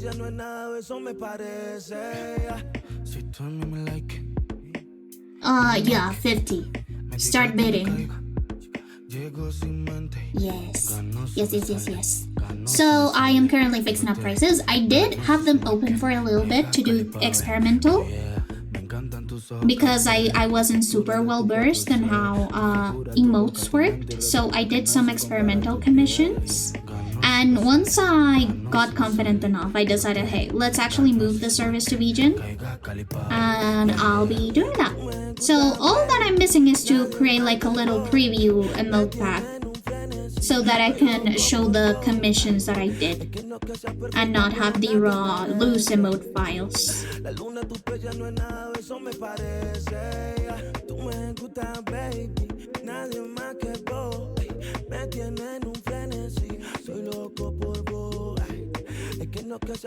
Okay, we've got one arm done. Also, I believe that, yeah, the armpit should show. The armpit. Yeah. Honestly, I am hoping to make like little free sub badges, or like $1 sub badges, to get even better at making stuff at that size. Specifically, I want to make Legend of Zelda themed ones, you know? So for example, for sub badges, they will be like the different masks from Majora's Mask, in order of like the first mask that you get, which is the Deku mask, and then it goes all the way up to the Fierce Deity mask, or Majora's Mask. And then for bits badges, it could be the rupees. The only problem is that rupee color and value changes in between games. But I'd just be using the Majora's Mask one. If there are people who prefer the order of other games, they can just change the order. I don't make the rules. But yeah, I could also maybe do some Humaniki inspired emotes, because I love Humaniki. It is my second favorite game. Oh my goodness! Thank you so much, Dragon. Thank you so much. Wait, is that donation so that I can draw Leo pregnant? So that I draw Leo pregnant. But yeah, as you can see, that is actually a sound from The Legend of Zelda. Thank you so much! Let me check the message. Counter commission. Okay, Dragon, what do you want me to draw Leo as? Do you want me to draw him pregnant? I can totally draw him pregnant, by the way. Or do you want me to make him pocket size? Wait, what happened with Bonsu? Let me see. Nightbot. That's okay, Nightbot. Nightbot, don't be mean. Sorry about that, Bonesy. Can you change that? What do you mean about spamming symbols? No way my commission can be bought out. It's okay, I'll make your regular one. I'll just create a variant.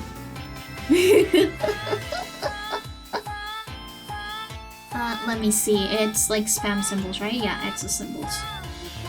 That's okay. Thank you so much! Thank you so much for the donation! Oh, we are so close! But hey, Leo. Okay, I'm back.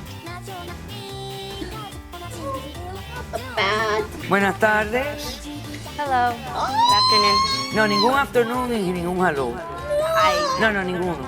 Aquí tú hablas español. Esto es un programa en español. Aquí se habla español.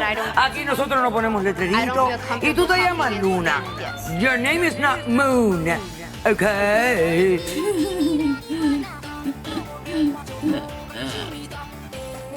Spanish Rosie. Okay, let me just pop out the countering here. Or where shall I put it? I'm gonna put it over here since I'm still sketching. I know. Let's put it beside the otter. Not otter fur, damn it. There we go. There we go. Can stay here. Alright, let's start. Hola, muy buenas tardes. Bueno, como estaba diciendo, la economía está muy mal y si me dan plata para dibujar a alguien embarazado, yo dibujo a alguien embarazado.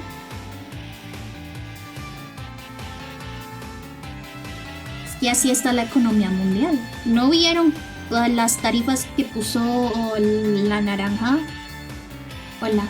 Hola Leo. Yo sé que tú tampoco sabes español. O por lo menos no suficiente como para saber de qué estoy hablando cuando empiezo a hablar rápido. Sí. Yo siempre soy una persona muy honesta. Una persona que es franca y que solo dice verdades.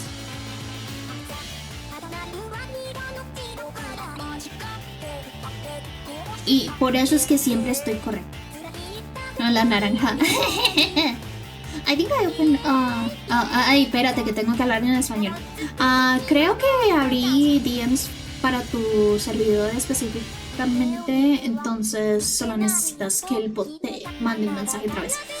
El cooldown está como que a 10 minutos, entonces en 10 minutos tiene que volver a mandar un mensaje, ¿no? Pero espérate, reviso. Si no, si quieres te puedes salir del Discord y volverte a meter. No hay problema. Ya, eso también es algo que tú también puedes hacer. Pero ahora empecemos con este brazo. El brazo.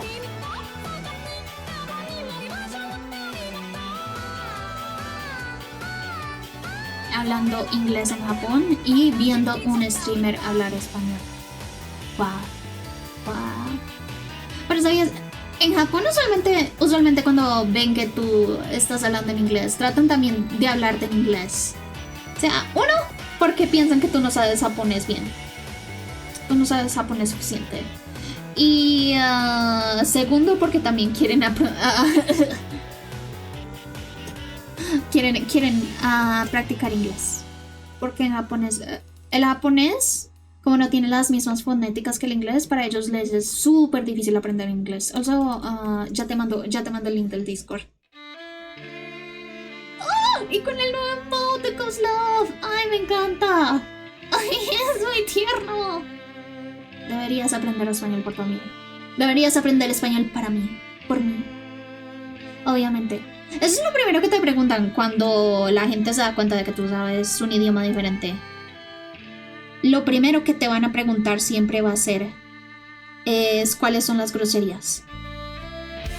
La cosa es que acá en Colombia nuestras groserías se supone que, bueno, yo no sé por qué, pero la otra gente de Latinoamérica dicen que nuestras groserías son muy fuertes o que son muy complicadas. Pero marica, es que también las groserías de los otros países son medio blanditas. No expresan la cantidad suficiente de ira que uno debe tener como para estar botando groserías.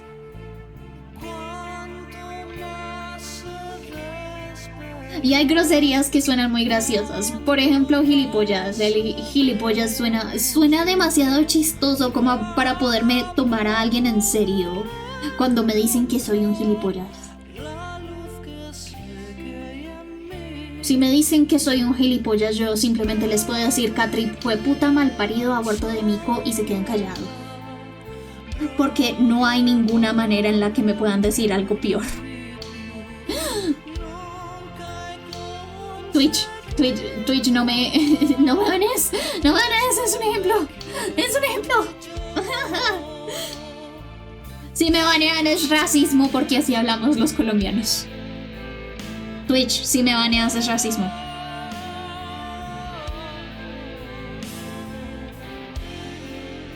Ay, Mago de Oz es muy chévere. Mago de Oz me empezó a gustar como que cuando estaba en quinto.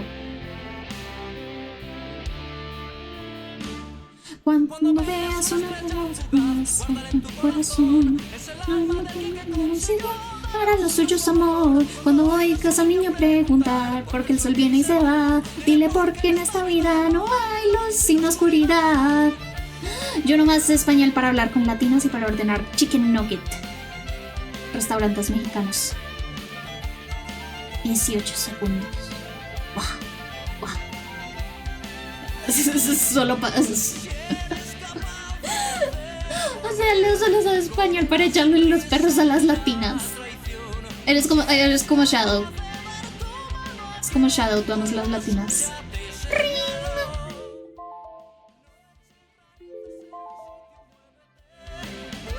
Okay, I'm back. Hello. Yeah, I'm sure that this was a very illuminating experience for people who don't know Spanish. I hope that you picked up some of the words that I said, because there will be a pop quiz by the end of the stream. Cuando oigas a un niño preguntar por qué su bien y se va, dile porque en esta vida no hay luz sin oscuridad.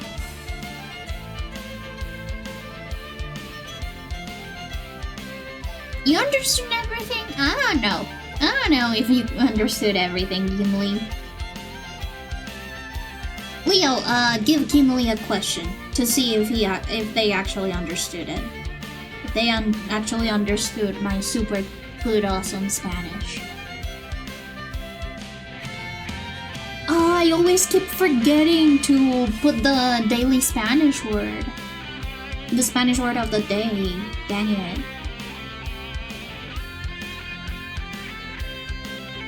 When Mickey Tutorial started making the Dutch word of the day, and I actually took that seriously. Okay. Children, turn away. I'm about to draw her boobs. Children, don't look.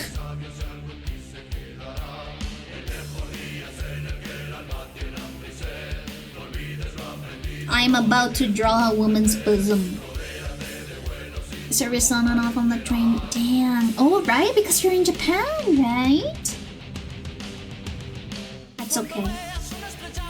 By the way, say everyone... Oh god, no! Don't look! Don't look! Children, don't look!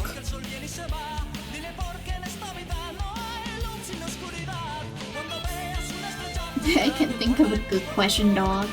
Why? Were my words too mind-blowing to be able to be passed on to?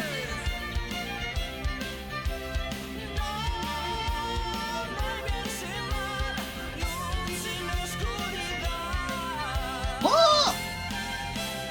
No! Now, how do you say Japan in Spanish? I mean, I did say that.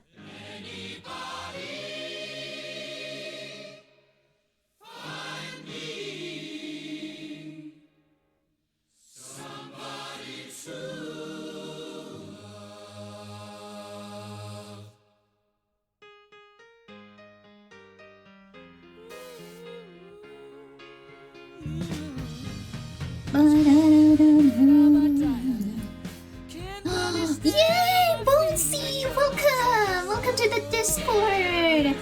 And remember, by joining the Discord, you become part of Frida's cult.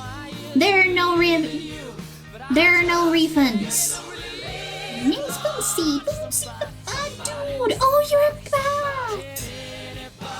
You're bad. I thought you were a skeleton. I'm sorry for misspecifying you. Misclassifying you. You're asking the real questions now. Okay, Gim. How do you say Japan in Spanish? Yes, Frida cult. Yes. I make sure to keep my Frida cult followers well fed with Frida pictures. If they're in the most flattering of positions. Yeah, the service ain't cooking. You better have a good stream. Oh, that's okay, Gim. I hope that you have a fun time in Japan. Hope that you have a nice time in Japan. Enjoy your trip. And make sure to send some pictures. I thought that you were a skeleton, but I just saw your introduction. It says that you're a bat dude. It says that you're a bat. A bat guy. A bat dude.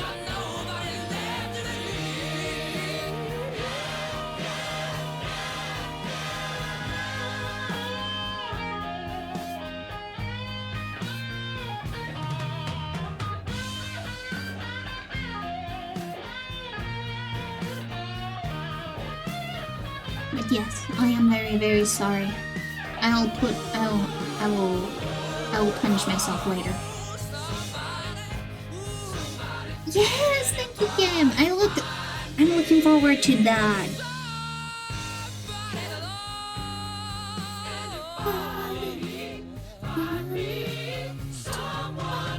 Someone know what to put the other hands to do.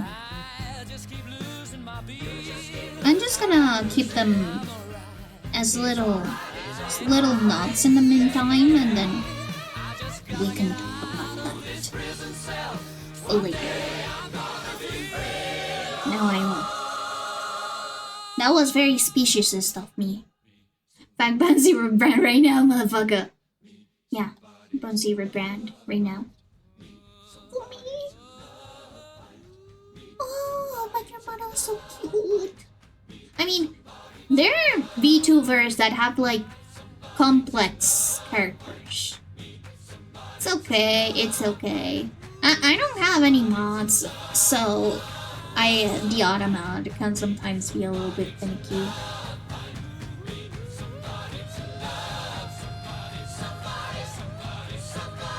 Yeah.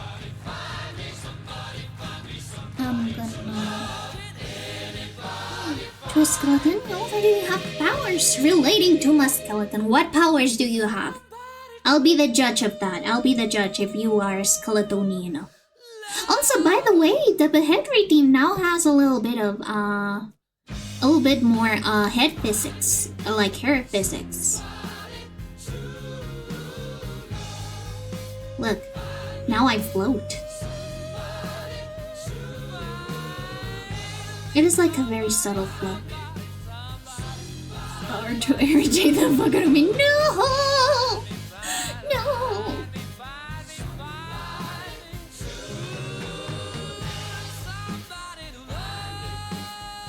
Okay.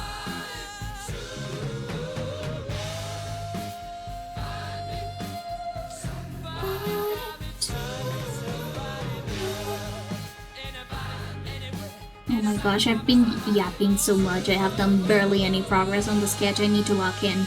I need to lock in right the fuck now. Also, I think that this pose I no longer need it. It was just for reference. Oh my god, this song is so good! I fucking love the Taylor Alambizaka. Lock in ghost. Yeah, I need to lock in. Jiggle jiggle! Jiggle jiggle! I love that video. And the fact that it actually worked! Jiggle jiggle! Look at me! Jiggle jiggle!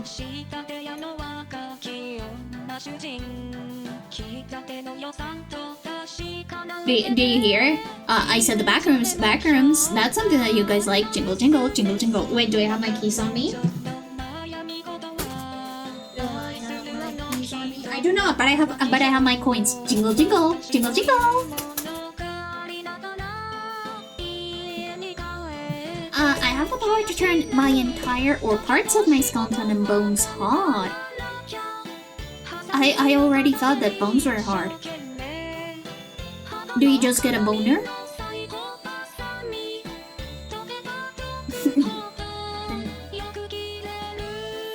Jingle jingle. Plus when I do this, my skeleton turns black. Ooh. Ooh. Spooky.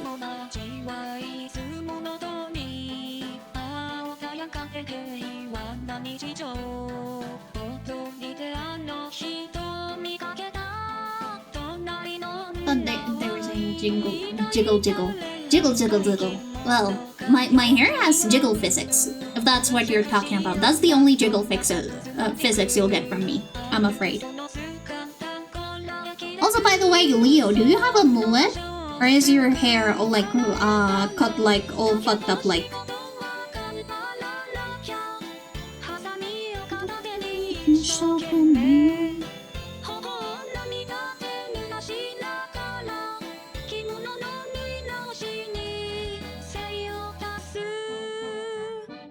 Also, by the way, hybrid, I know that it is hard to keep consistent because my model is very femme presenting, but please do remember that I go by they them. By the way, this isn't a dick or anything. I know that people can forget pretty easily. And again, I sometimes sleep up with other VTubers. So keep that in mind. I'm still very ashamed that I accidentally used she, her pronouns for Crony. I'm so sorry! That's okay. That's okay, Avid. I know that people can slip up. That's just how it happens sometimes. And I'm not good at it either. At least it's... The fact that you're making an effort is enough. He doesn't care. That's good, but I still feel bad. Also, by the way, speaking of like LGBTQ stuff, do you see that J.K. Rowling just like went out of her way to like target asexuals for no reason? It was so weird. As long as you remember that he has a penis and 4 balls. Yeah, he has a magnum schlong.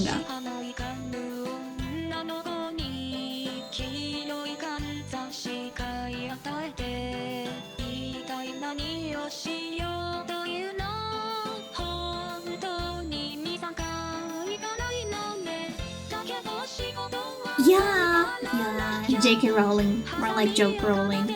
That's what I call her. I call her joke Rowling. Got nothing but fuck. She's a fuckhead. She is. Honestly, I think that the mold is just messing up her head. Did you see like that photo of her apartment that was just like filled with moldy walls? I think that woman just got the mold illness. Guys, do you think that Umbrella is real and J.K. Rowling is just like their most recent human experiment?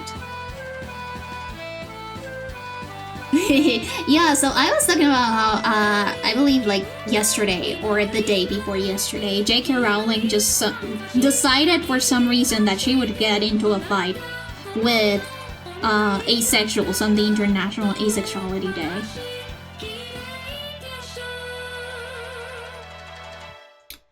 So, I just thought it was so funny. Like, seriously, there is nothing that is so inconsequential as just someone who just doesn't experience sexual attraction.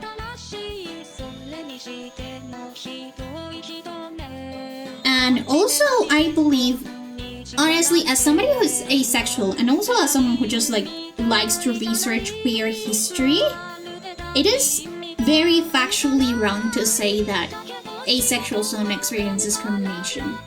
Mold, lead poisoning, brainworms, and I swear to God she got the trifecta. Yeah.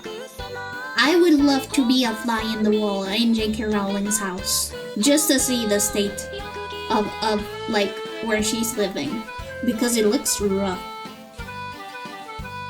It looks like somebody who somehow got to the deep end. Like something is wrong. But I just think that she's a fuckhead. Given the end of Harry Potter, I know. I kind of like, I can see why she's like such a fuckhead conservative. But yeah, so here's the thing. Not so fun fact, but asexuality was classified as a mental illness up until 2013. Before 2013, if you were asexual and you told your therapist or your psychiatrist, you would be sent to conversion therapy. And conversion therapy can be both behavioral or chemical. So they would like prescribe you a shit ton of hormones so that they would increase your libido and force you to be attracted to people. Like, I be sexualizing myself constantly, but I feel when others do to sexualize me, it fails you. Yeah, no, I get it. I mean, I am an asexual person as well, possibly aromantic, or at least on the spectrum of aromanticism. But, I also like making sex jokes and pee-pee jokes. They're funny. I also like drawing human ghosts in sexy outfits, because I like sexy outfits. I think that they're pretty. Like, not even like specifically like quote-unquote sexy, They don't feel sexist to me. They just feel pretty. They just feel nice and beautiful. I really, really like lingerie too. It's very pretty. Like, that lace is so nice. But yeah. Unfortunately, asexuality has had its own, like, versions of discrimination that people often tend to disregard. I'm definitely gray ace, and it's either hoarding time or ew, gross. Yeah. Also, there's like so much misunderstanding on the like modern queer community because asexuals were included in queer studies for a very, very long time, since the 50s. So it's not like we were in sexuality that suddenly popped up out of nowhere. We were there from like very, very early on. That's actually, we were called the X-sexuality, like the X's, because we didn't experience attraction on either side, so that's how we were classified in scientific studies.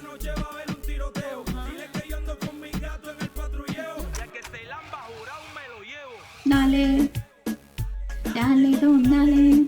But yeah, also another thing that people tend to say, like, oh well, that's actually not because you're ace, that's just because rapists are rapists. But unfortunately, asexual people do experience a lot of sexual harassment and assault due to their sexuality.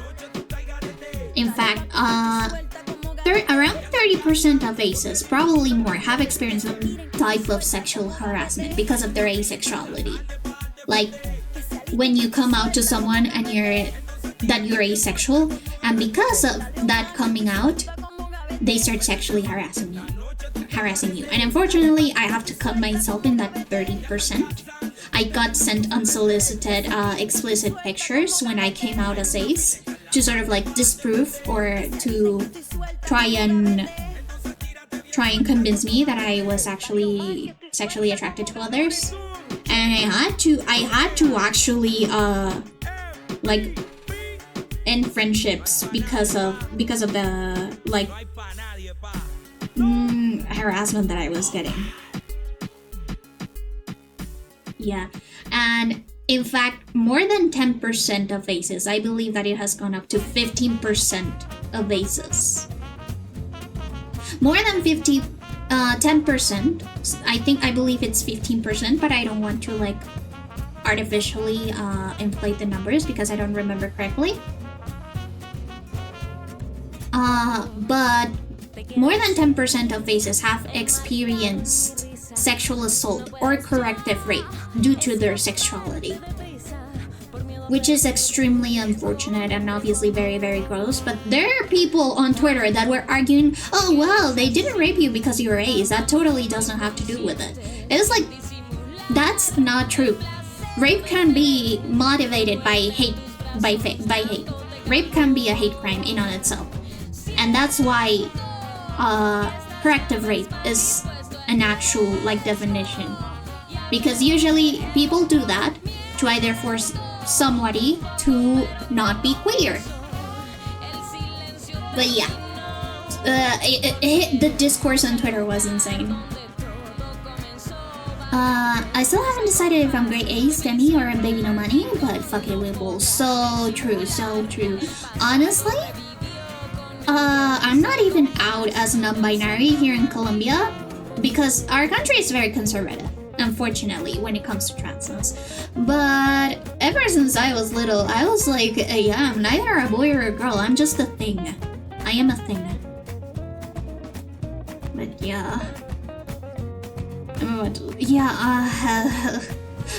the good thing about J.K. Rowling like starting beef with asexuals on the International Day of Asexuality is that a lot of aces came out to say, oh shit, I didn't know that we had a day, thank you for letting me know. And there were even some people that were like, hey, I feel this way about myself. I have always thought that there was something wrong with me, but now I know that there's asexuality, that there's a way to like describe me, and that I'm actually just queer but in a different way than others, because there's no like said way of being queer. So, funnily enough, J.K. Rowling did more for the ace community than hinder it.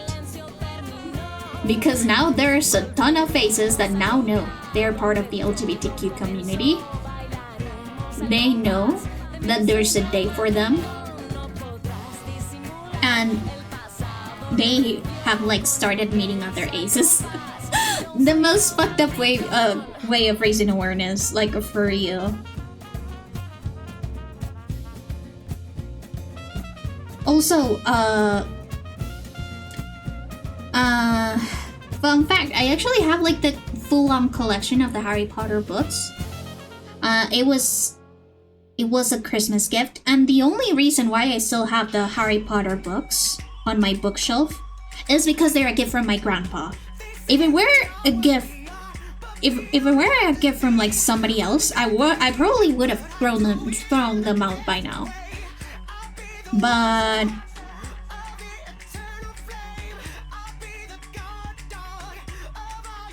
But since they are a gift from my grandpa, I don't have the heart to throw them away. Especially because he was so excited when he gave the package to me. So, I begrudgingly keep the Harry Potter books on my bookshelf.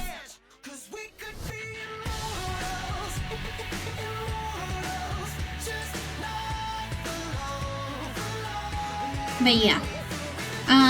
Thankfully now, in the modern times, people are far more accepting of aces, but the discourse that was happening on Twitter reminded me of like Tumblr circa 2015, back when aces had to like fight their way through the Tumblr LGBTQ community to get a place to be accepted.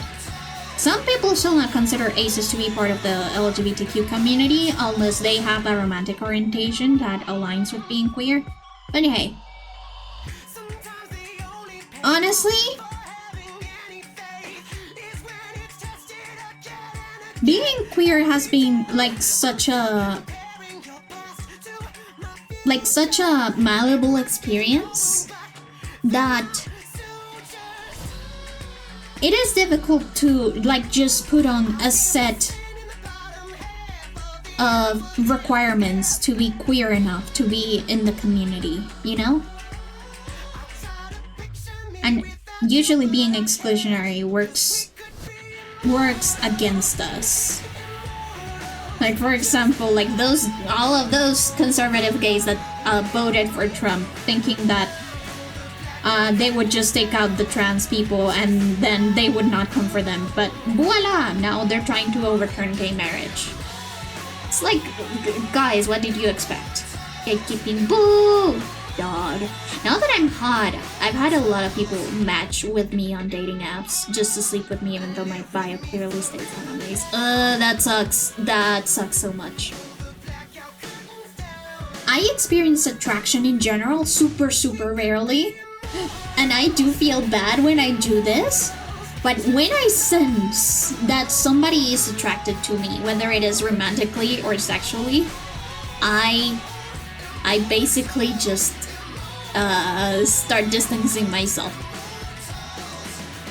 Like, I know that it isn't their fault, but I'm not interested. Not at all. Okay, let me see if I can get like a better picture of the earrings. Seems to just be one in here.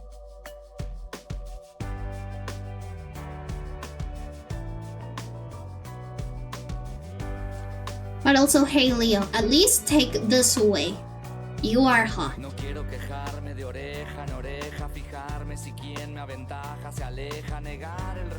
I honestly don't know if I'm hot because I have never been interested in dating sites or anything, or dating in general.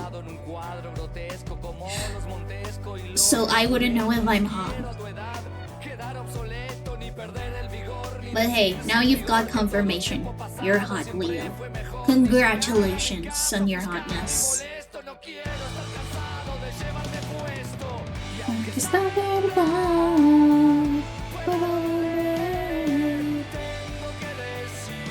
Real. So real.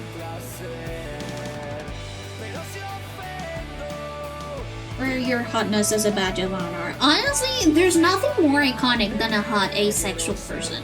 Do you know that Marilyn Monroe fits the definition of asexuality?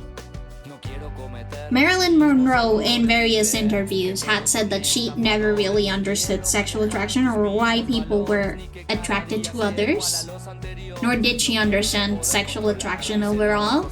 And I think that's so iconic of her. Imagine, out of everyone in the queer community, us aces have Marilyn Monroe. And I am proud of that fact. I want to be pretty though. That's okay, Leo. You can be hot and pretty. I'll allow you to have both, just this once. Okay, there's going to be an ad in 1 minute, so please remember to go take a break, stretch, hydrate, eat a snack, or do whatever you need to do in the meantime, and I'll be back for another hour without ads.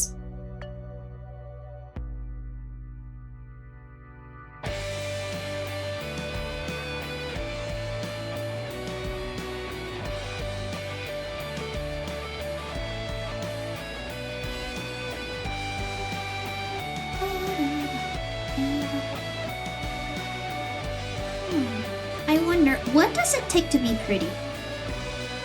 You know, here's the thing about like attractiveness and hotness and prettiness is that it isn't objective. Hotness and prettiness are very much a social construct that changes with the ages. So, you know, usually, for example, back in the Renaissance and back in the Middle Ages, usually being chubby was attractive because it was a sign of wealth. But after the Industrial Revolution, being thin, but also being lean and muscular became the like norm because of the army, because of the war. Wanna look androgynous? So true, Leo. You and me both. That's pretty to me. It is. Androgyny is very pretty. And then after wartime, being like very, very thin became the norm, like became the standard, because now doing exercise was a luxury, since most jobs were now like desk or office jobs. People no longer had to do the manual labor that kept them in shape. So now that the ruling classes had like the free time to have exercise, and groceries, like fresh groceries, became more expensive than like heavily greasy and sugary foods, the beauty standards also changed regarding that. And it's a very interesting topic. I actually took a class about like the human body and art in history. God, I love art history. It's so nice.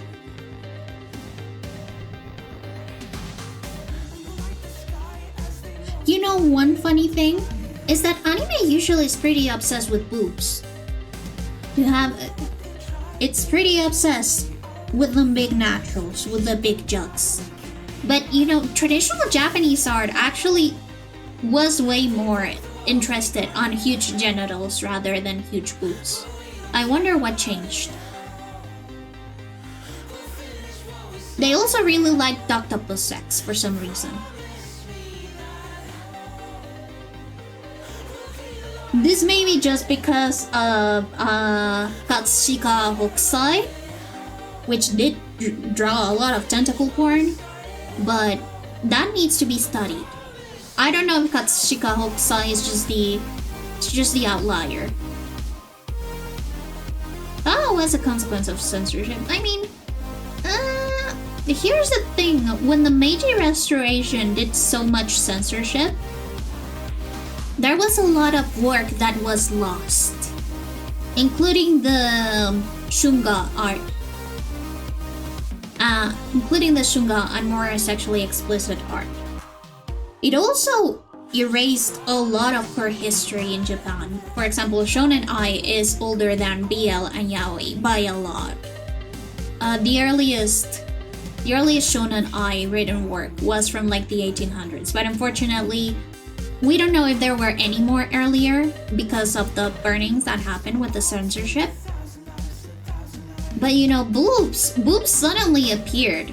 Like it wasn't an upward trend. Because actually, barrel shaped, like the barrel shaped woman was the more appealing, like body type for quite a while. So you know, like how kimono traditionally doesn't show much curves. That was the norm for a while. In fact, for a very, very long time. But then the norm changed. Like, very suddenly. There was a very huge shift. And if I were to, like, pinpoint when it changed, I would say it would be around after World War II. But I don't have that much. Boobs suddenly appeared. I don't have a boob toggle, unfortunately, but it would be funny.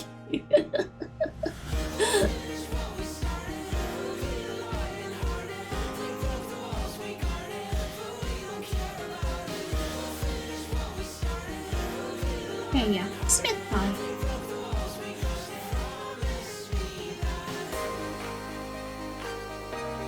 But yeah, it is jingle jingle. Jingle jingle. Wait, does Frida TTS work right now? Let me check if Frida TTS works.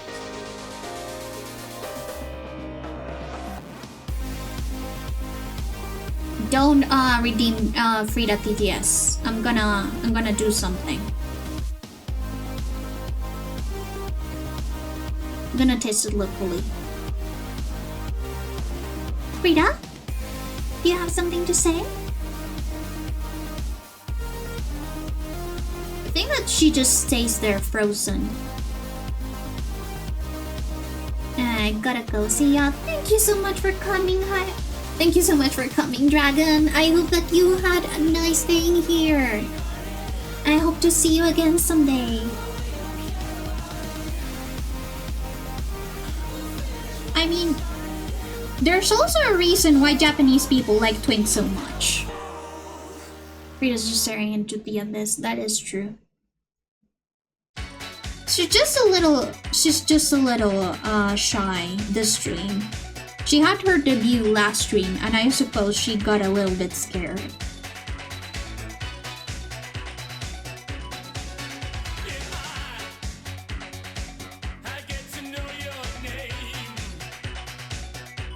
Oh, the story behind this song is so funny.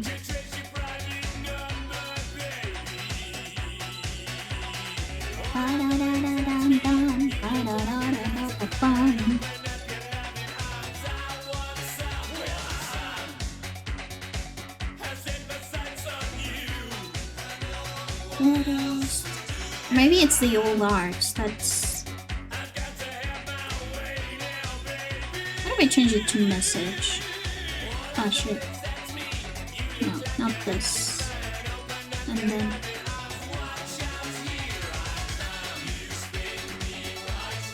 Baby, right round like a record, baby. Shit. She just has decided not to work today. That's okay, Frida. I support you. You can be lazy today. Just for today, though. Friday, you better start working. That's Susie. Susie? Susie? Who's Susie?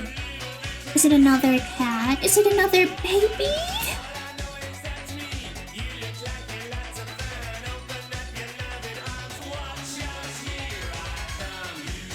Oh, chunky baby. I wanna see the baby.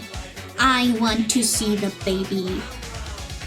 You spin me right round, baby, right round, right. Anyways, did you know that the creator of this song actually hates gods? Like, the main singer of this band actually hates gods, but it's mostly gods who listen to his music. I think that's so funny. And he doesn't hate gods for like a good reason or something, he just doesn't like them. Yes! Let's go, let's go, let's go. Baby, baby, baby, baby pictures, baby pictures, baby pictures. Finally, my pet showcase channel. Oh! This work. Yes! Susie! Oh, Susie, sweet Susie. So cute! She's so cute! And she's also very, very chunky. I endorse that. Frida's also quite the chunkster.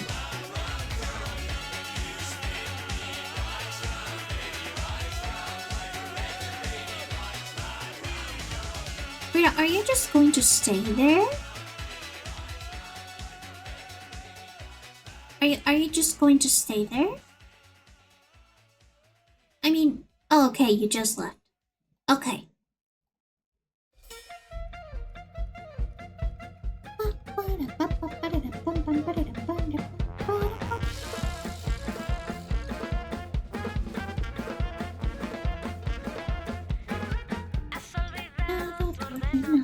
She's very chunky.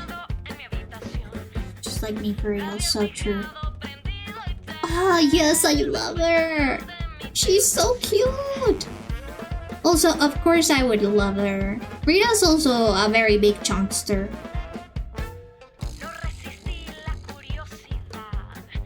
So I love all of my fellow chunky cats.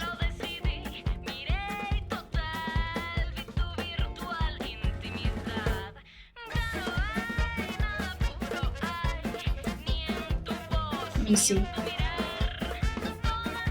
Gotta make sure that everything is good perspective-wise.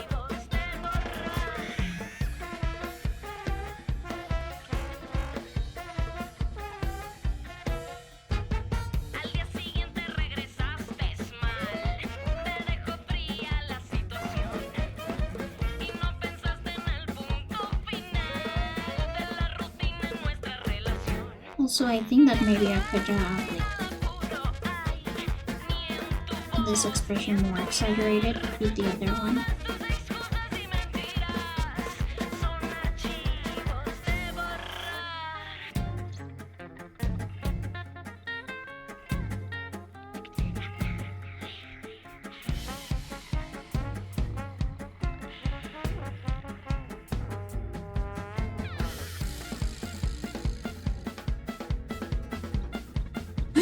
We tried to keep her from getting too chunky.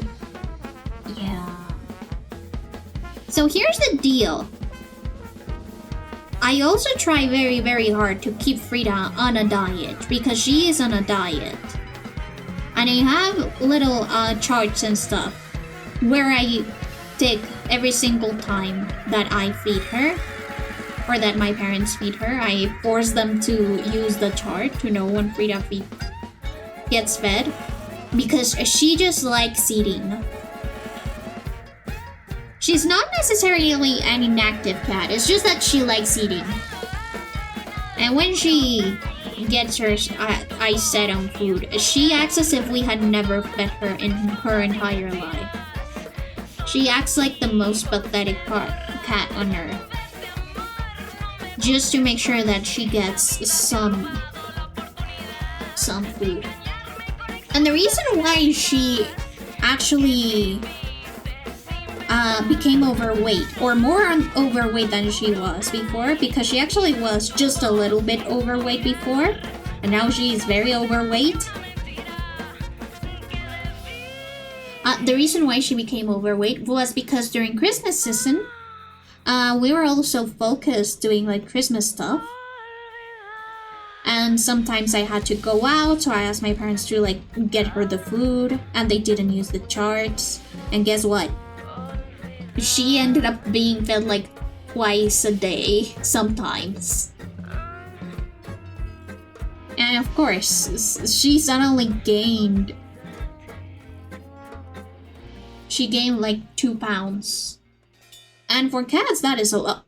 That is a lot.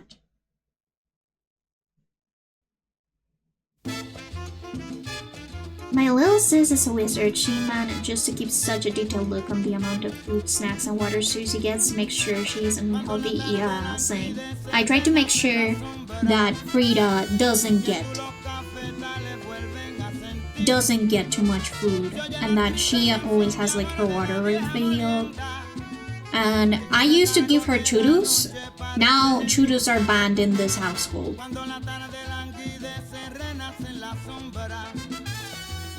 Which is a shame, because every time I used to go to like the dollar store to buy something, or I had to do errands and I was close to the pet shop, I would just buy her a churro as a treat. But no treats. Frida deserves no treats. That's what happens when you're a fat ass Frida. I don't know where she is.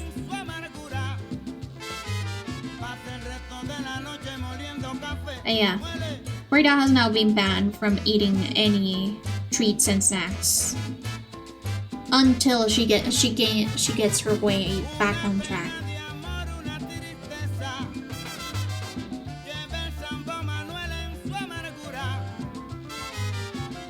By the way, this song has so much covers and so much media, and it is so old that people don't really know which one is the original.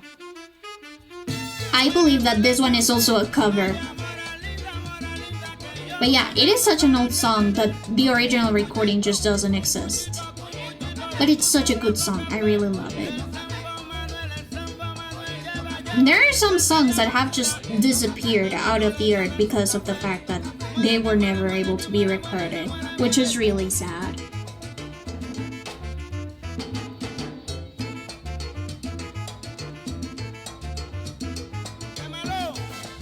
Either way got me twerking, whether it be original or not. So true. So true.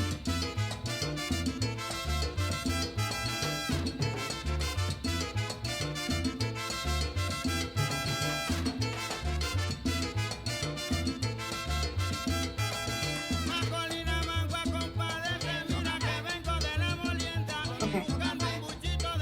So you've got a side. Like a side belt like this. And then you've got this side of your shirt on top.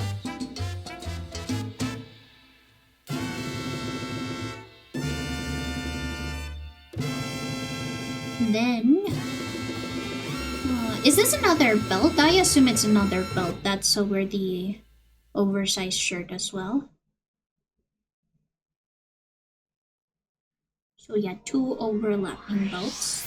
Very modern. Very stylized.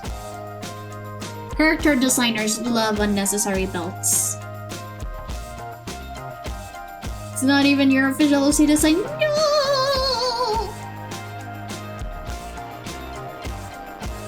No! What am I supposed to do? Ew!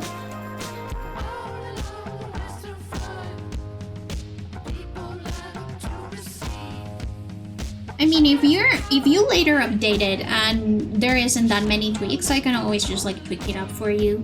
It's like a simple color palette change or just changing like small details. I can fix it up for you without any extra charge as long as it's simple. You little shit. Yeah. Go tell him, Bonesy. It's like, why the fuck do you mean that this is not the final design?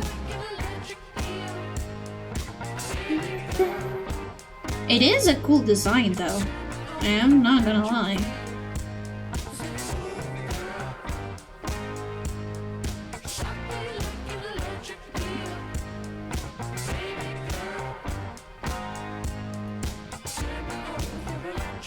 Ah shit, that reminds me. This is actually a gift. It's a human design for a cat PNG of you. Oh, I see.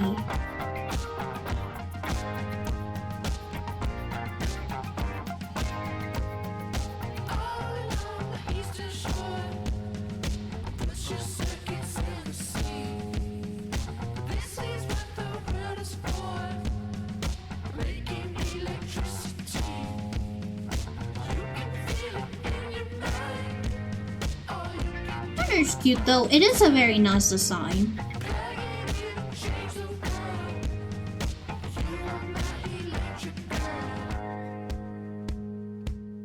A Leo's tail.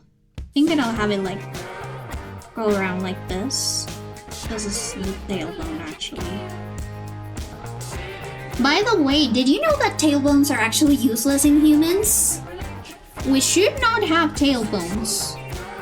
Since we don't have tails anymore, the tailbones are practically just like there.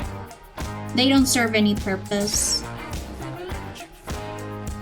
But when you get hurt on your tailbone, that shit fucking hurts.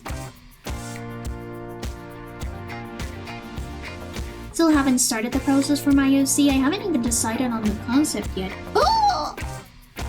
Leo! It's okay. You know, sometimes, you get caught up in thinking about an original concept. Like trying to be as original and as unique as possible. But I believe that just having a concept that you're happy with and that you're joke's on you. I'm gonna get a surgery to give myself a tail and make it useful. Oh, but yeah. As I was saying, basically, people often get very, very caught up in making their concepts as original or as unique as they can be. But oftentimes, I find it to be more like shooting yourself in the foot. It is important to take into account the fact that being original in this day and age is very, very difficult. We are so oversaturated with media that basically everyone has already done everything. There are various combinations of things that are always like coming and going. My concept isn't original, basically just an auto-key. Honestly, good. That's good. That's cool. But honestly, I believe that the best way that you can like get yourself like a cool concept is just make something that feels like you. Just get something that you are happy and comfortable with streaming. So for example, I have always been someone who has been very interested in the supernatural. And I just really, really like the concept of ghosts and being invisible, like having invisibility as a superpower. That it just feels natural for me to be a ghost VTuber. Bit getting a third PNG. That is actually a fun concept. By the way, did you know that there's a Japanese dating thing where you can date different types of poop? Like different consistencies and types of poop. And they all have like their anime boy.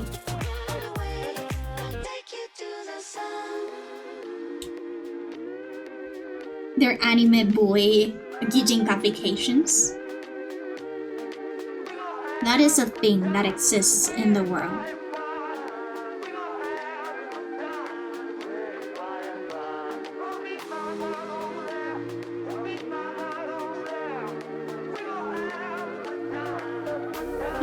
I'm just gonna have them point out in the meantime. Because I don't think that I'm gonna be able to come up with a good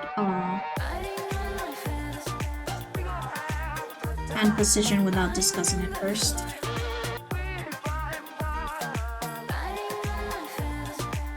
Hey. Yeah. Wait, you don't know about the dating sim? Oh my gosh, I'm going to change your entire worldview right now.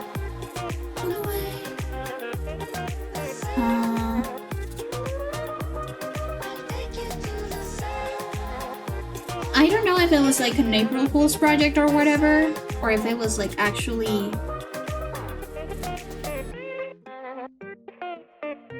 Yeah, the Pupotome. Yeah. I'm the highwayman. I make ends meet. Unkodanshi, that's what it's called. It's literally just called shipment. That's the literal translation. Unkodanshi.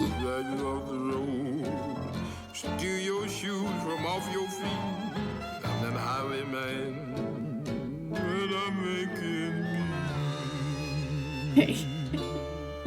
Here. So,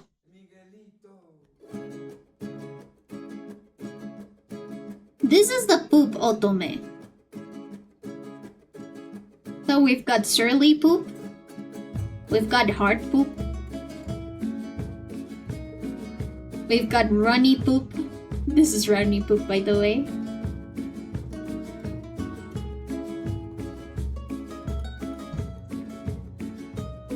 Then we've got like normal poop. This is normal poop. By the way, they are actually soft poop. They're soft poop twins.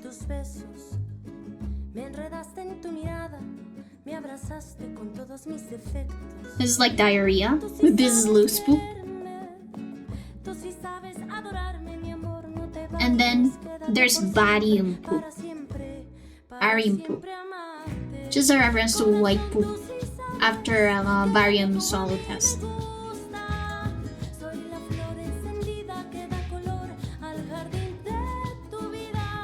But yeah, you can be a poop VTuber if you want to. That's why I like the simplicity of my design though. There are plenty of things that aren't accurate and real. It still feels like me. Yeah, same.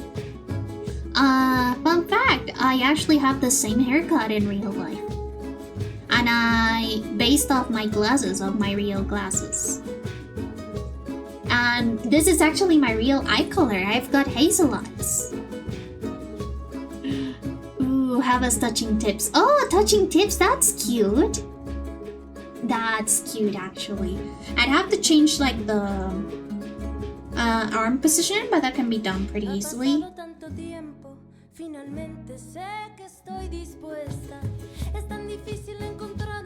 I just have to amputate their arms.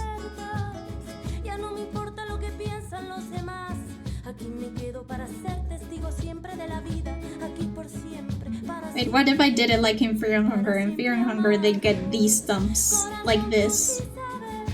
Yippee! Hunger reference.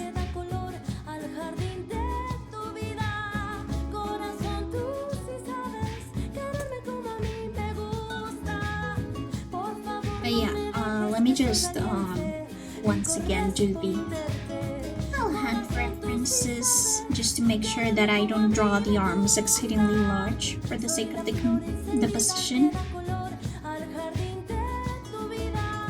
But yeah, one arm touching, warm touching, and this one would have to be a little bit, yeah, like this. Drawing is so easy, guys.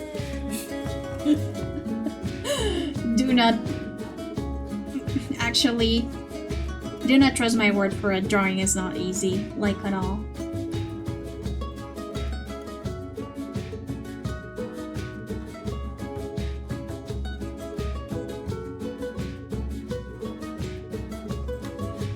Ghost, can I cyberbully Bonesy?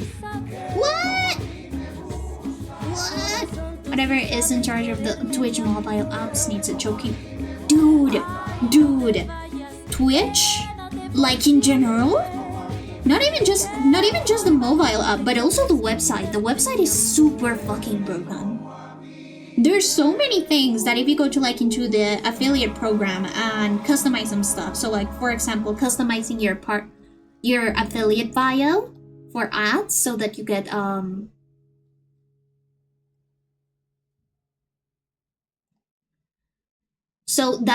like sponsorships. That complete page is absolutely broken. Let's see, affiliate. Ba-da-da-da-da, ba-da-da-da, ba-da-da-da, ba-da-da-da-ba. So, when you customize your creator profile, by the way, I have my Twitch online mode.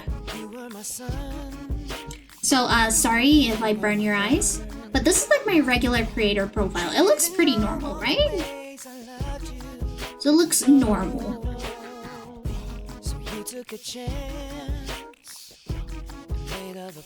Hey, I I am an internet original. We didn't have light mode we didn't have dark mode back in my age. And I have autism. Do you know how hard it is to change from light mode to dark mode when you have autism? But yeah, this is the editor for the creator page. You may notice something. And that is that the background for the editor is in dark mode, but the text is for light mode. So if I want to know what the fuck I'm doing, I have to do Ctrl-A. Or else I can't read shit. Oh. And for creating the alerts, the CSS window is so big that it actually crashes. So for example, if I go visuals and sound or general settings.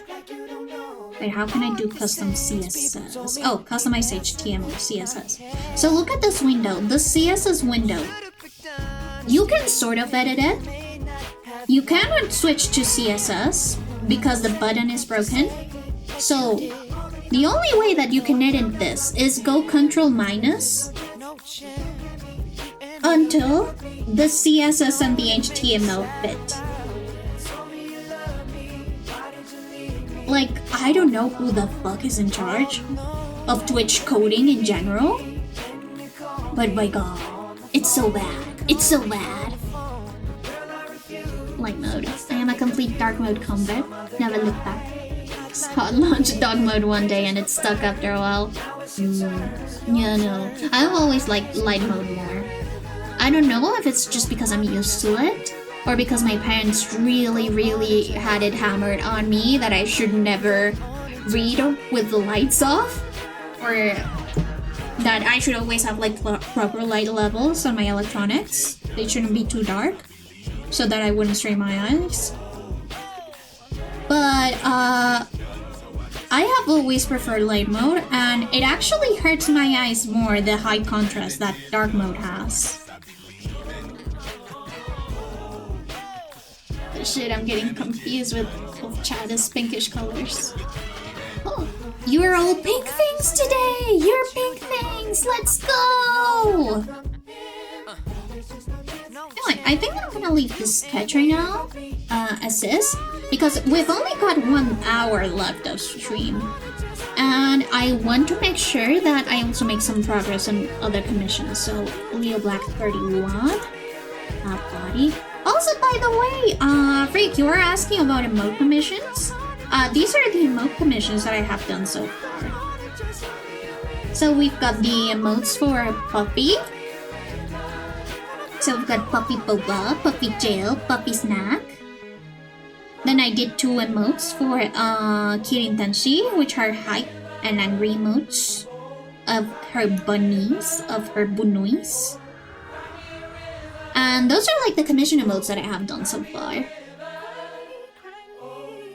And of course, there's my emotes, which I'll add to like the listing. Yeah. Let me actually do the line work for this, especially since the title of the stream is technically referencing the fandom this character is from. It's almost midnight, yeah. Well, it's just 11, an hour before midnight. Oh, that's okay, Leo. Have a nice night. And hey, I am glad that you are able to tune in to see me working on your commission.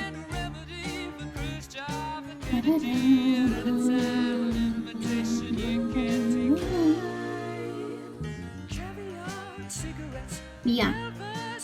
So, have you guys heard about a show called Ever After High? Also a doll brand and book series. Have you heard about our Lord and Savior Ever After High? So, if you guys don't know, I am part of the Ever After High fandom. I have been for around 7-ish years, since late 2017, early 2018, more or less. And Ever After High is for kids. It is a kids show at its core. But the creators shot themselves in the foot because they created a universe so complex that the children that were watching it didn't understand its core message nor its underlying themes, and the kids that were old enough to understand it were on their edgy phase with Monster High, so they didn't like all of the princessy storybook shit. And I have to admit, back when Ever After High released, I was one of those tweens that didn't like Ever After High because I was a Monster High kid. But one day, when I was in high school, I decided to give it a chance. Like, hey, what is Ever After High about?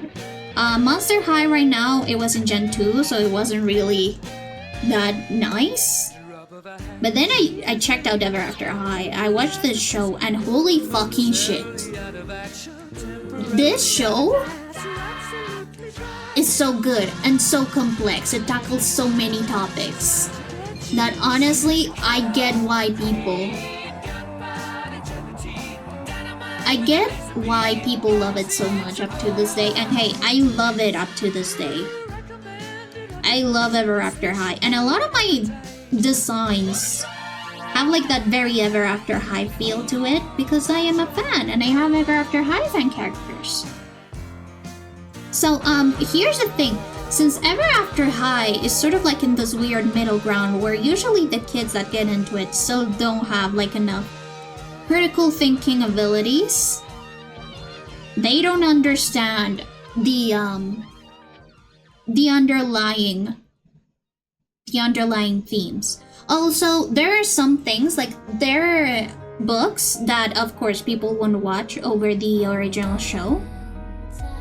But I have read most of the books, and most of the books add a layer of nuance that isn't seen on the show, so people tend to disregard stuff.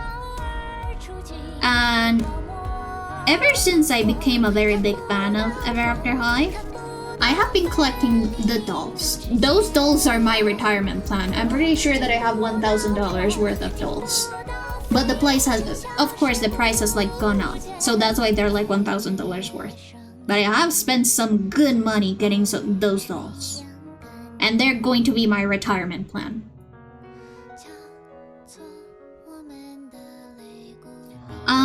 As for like all of the nuanced topics, Ever After High is kind of like baby's first introduction to fascism. That's quite literally the plot of Ever After High.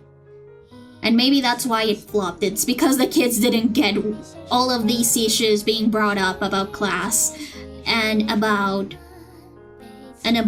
segregation and eugenics and governmental control of people's personal liberties based off of the class that they were supposed to belong in.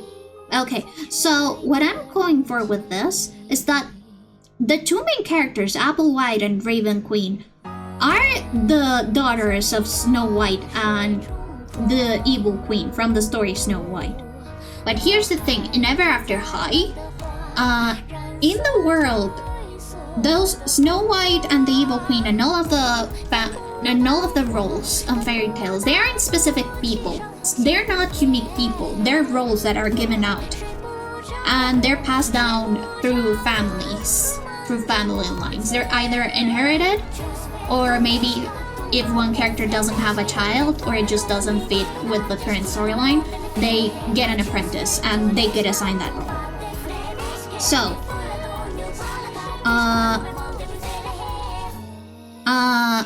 there's a type of family that are the Charmings. The Charmings is sort of like a common surname between royal families, different royal families in Ever After High. And so there are a lot of unrelated Charmings that fill out the role of Prince or Princess Charming in the stories. Like all of those princes and princesses that come out for stories that don't have really like a set role, or a set name or big influence in the story. Those are the Charmings. So, first thing that people don't realize. 1. Applewhite and Raven Queen are not related. They might be related very, very distantly, but since the stories usually get shifted to fit with the newer generations, they are not related. 2. Applewhite and Raven Queen. Due to the nature of the story, many people think that Raven will marry Apple's dad.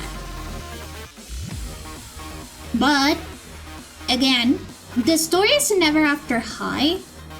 It is established very early on that stories kind of like shift and change between generations to fit the people's like current understanding and like their culture.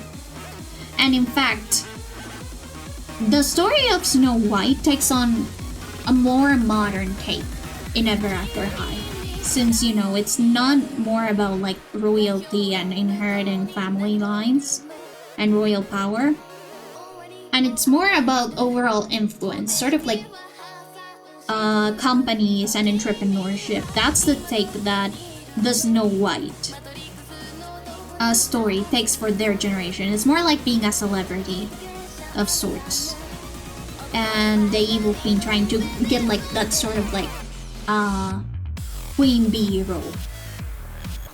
So no, Raven Queen isn't destined to marry Applewhite's dad. Also, by the way, Raven Queen and Applewhite are the same age. They're the same age. So no, she's not going to marry Apple's dad. That's not how their story goes. It has been confirmed by Mattel. In fact, there is an entire doll. There's an entire doll that has its whole ass diary detailing how the new iteration of Snow White will go. And there is no guy dating a girl that's the age of his daughter. So, either way. Applewhite and Raven Queen are both protagonists and foils. So Applewhite is what you call a royal. A royal is a person who wants to follow their destiny, their predetermined destiny. So Applewhite wants to continue her destiny as Snow White. She wants to have the same role, and she wants to make her mom proud. She wants to be the best Snow White she can be. Raven Queen, on the other hand, doesn't want to be a villain. She's actually a very kind-hearted person compared to what her stereotypical role requires, and she was also bullied her whole life for being a villain. So she has some resentment towards the role that she has to fulfill in this society, and that has been pushed onto her by the adults in her life. Applewhite thinks Raven Queen is incredibly selfish because her destiny sort of like depends on Raven Queen being the villain of her story. And people hate Applewhite for that, and like, I get it.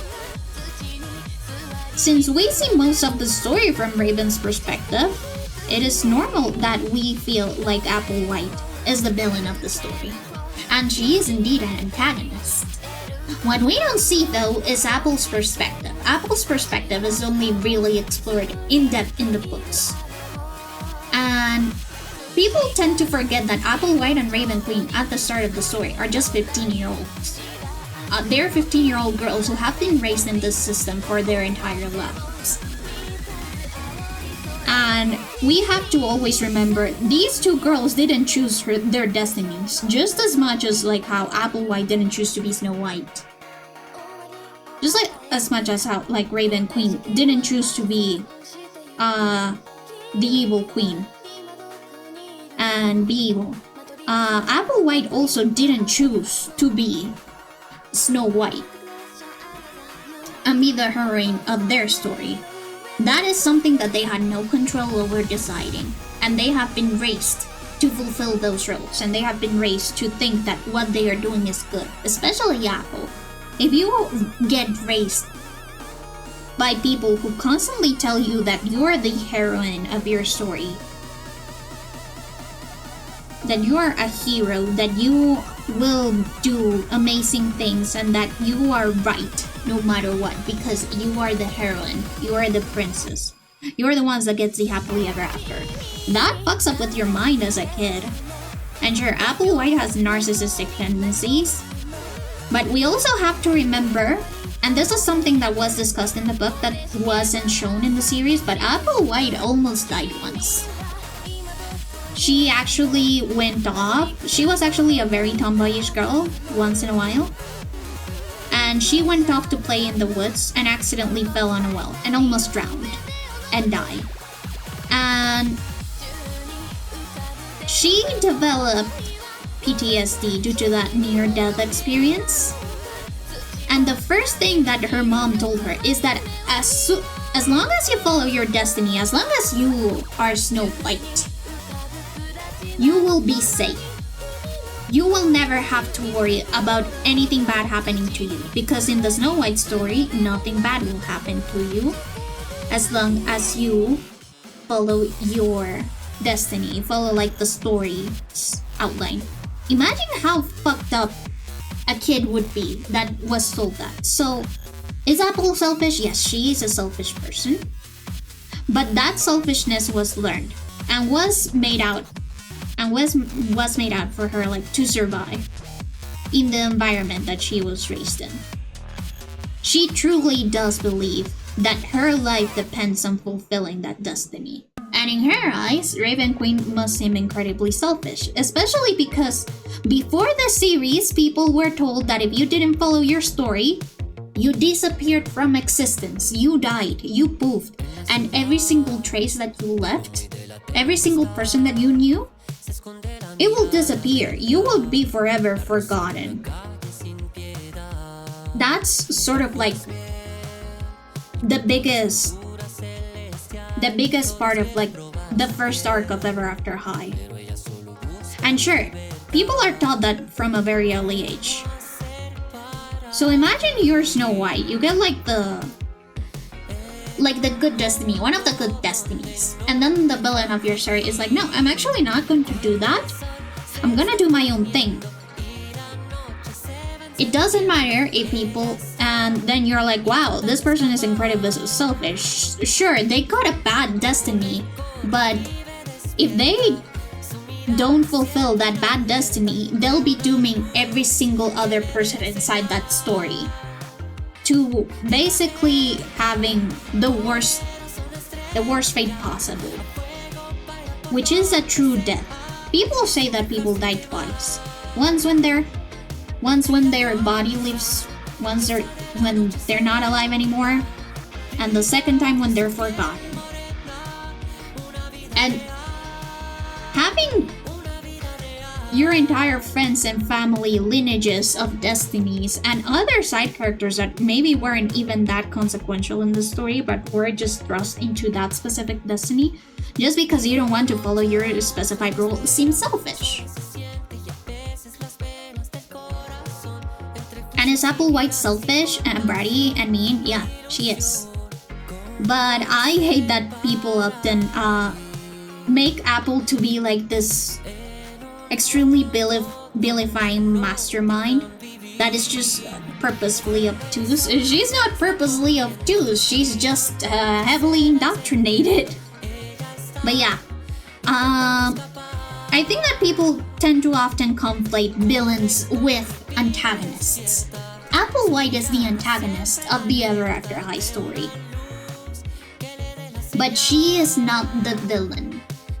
The whole point of the entire series, and the whole reason why Applewhite and Raven Queen later become best friends, is because they realize that they aren't the problem, but rather the fact that they are being forced to follow this very specific storylines and that they aren't given the choice to be themselves. Applewhite wants to be Snow White. She wants to follow her destiny. But slowly and surely she starts to recognize that she has the choice to be Snow White without having to force somebody else into the role of the evil queen.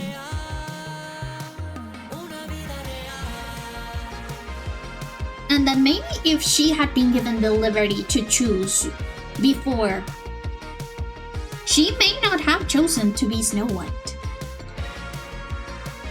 Yeah, that's the thing. I think that people often complain that. And yes, Apple White did do bad things to Raven, but that's just like how an antagonist has to work. She has to hold the process of the protagonist for their goal. The goal of Raven Queen is to prove that you will actually survive and that you won't die if you sign the Storybook of Legends, which is sort of like the magical contract that you have to sign so that your destiny starts to manifest into reality.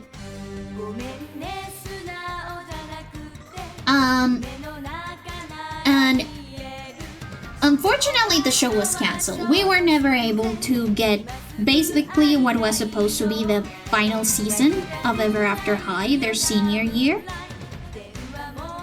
But we had finally had like the last arc that solidified the end of Apple's and Raven's story, in which Apple freed Raven's mom from a magical prison that she was in. Raven's mom, the evil queen, is one of the villains of the story.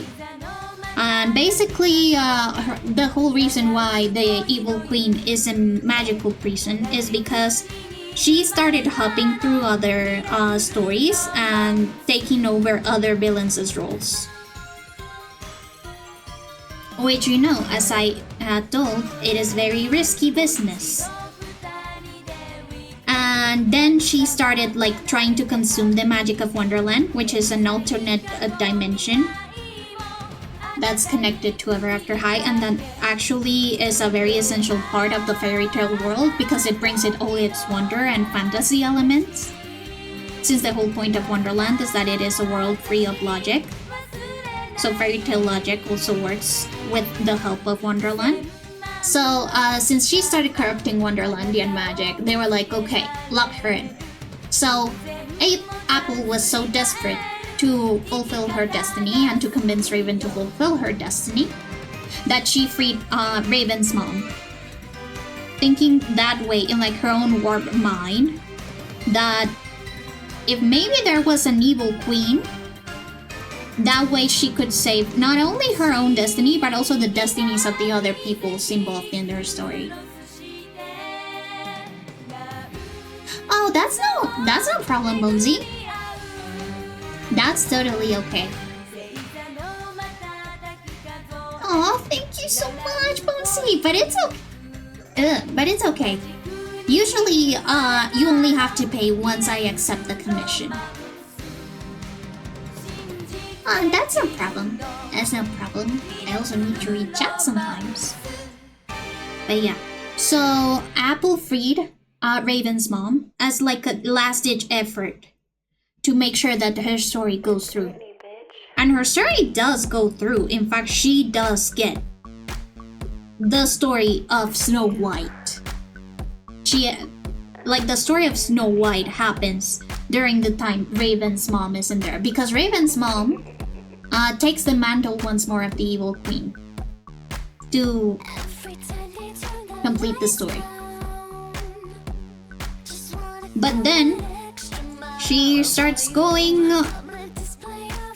like almost insane with power once more, and she tries to enlist Raven and other villains from other stories to take over the world.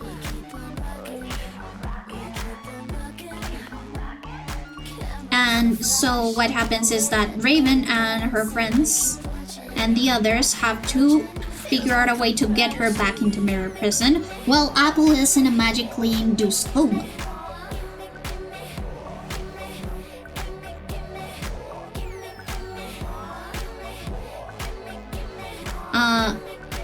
So the whole thing about Dragon Games is like Apple finally realizing that not only trying to force the story on her friend is wrong, but that also fucking with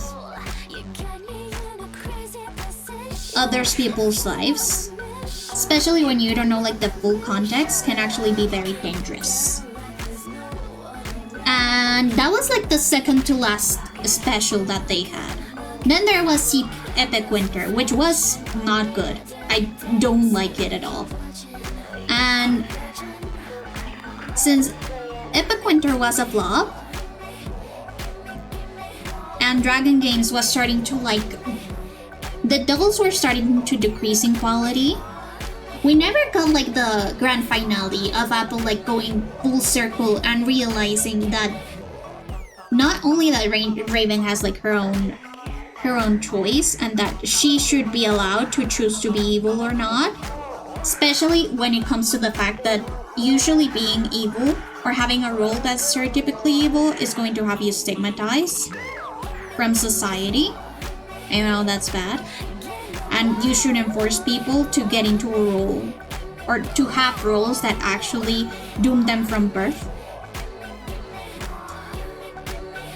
But also realize that she can have like her own happily ever after on her own terms. She doesn't need a specific script to follow. And that she won't die, like quite literally. She won't die or she won't doom herself and others to misery if she doesn't follow those specific sets of rules. One of my favorite headcanons that I have for Apple is that she has OCD stemming from her near-death experience back when she was a kid.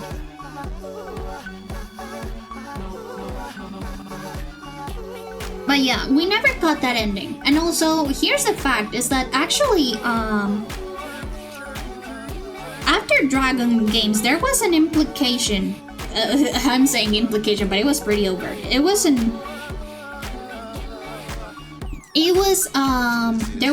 the implication that actually Apple's Prince Charming, so the person that had the role of Prince Charming, wasn't actually like the predetermined prince that she had thought her whole life would be her Prince Charming.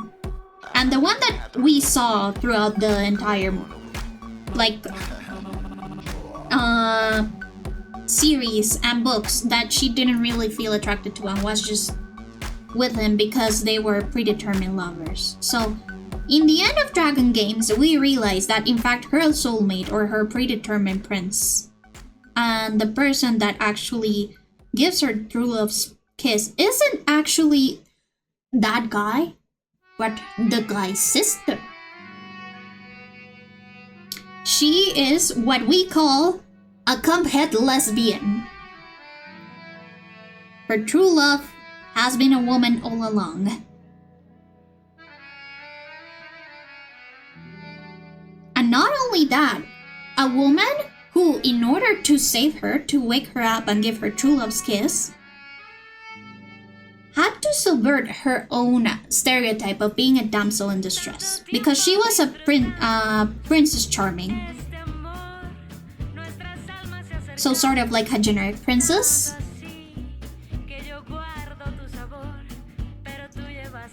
But she hated that role so much that she started training in secret to be a knight. And by doing so, she became the perfect match for Apple's destiny. But yeah, we never actually got mention of Applewhite and her queerness or her possible love interest, which it was called Darling, which is so cute. Darling Charming is such a cute name. Because the show was cancelled, and in Epic Winter, people just didn't speak about how Apple was just woken up not only by somebody else than her predetermined prince, the one that they thought she was actually meant to be for, but not only a girl, but also his sister. We did get in Epic Winter the guy's POV. He was sort of like freaking out because he had also tailored his entire life to being Applewhite's distant husband, distant prince. And now that he isn't, he's having an identity crisis.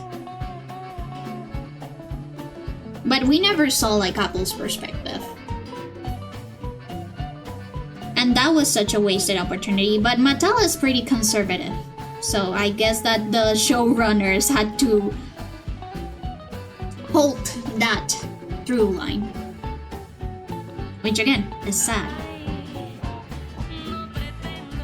I think that exploring Apple's queerness and how it isn't a stereotypically Snow Whitey would have been great. Also, another thing, so obviously with Ever After High, there are fan theories and stuff, and there's this very frustrating fan theory that people have that actually is more about like how people don't understand how media works, or they don't have really media literacy. I don't want to sound mean, but come on. So basically, a very famous theory is that Apple White, the antagonist, and the daughter of Snow White, was switched at birth with Raven Queen, the protagonist and daughter of the evil queen. Also, add in 1 minute, I will be going to get a drink once the ad plays, so I'm just gonna be like super quick with this explanation. But basically, if the theory of switched at birth was true, the entire message of the show about how your roles, your predetermined roles and heritage shouldn't define you, nor it should become your whole personality, becomes void. Because if they were switched at birth, it would mean that Raven Queen, the protagonist, the good guy, was always destined to be the good guy. Suddenly her actions become devoid of agency.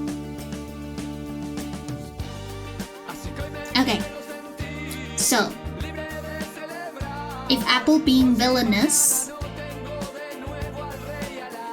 was as a result because she is the daughter of the evil queen, that just means that they're playing into their roles. That's not how that's not the message of the series. Okay, that's it. I am going to go grab a drink because my throat is bothering me a little bit because of all that yapping. I'll be right back.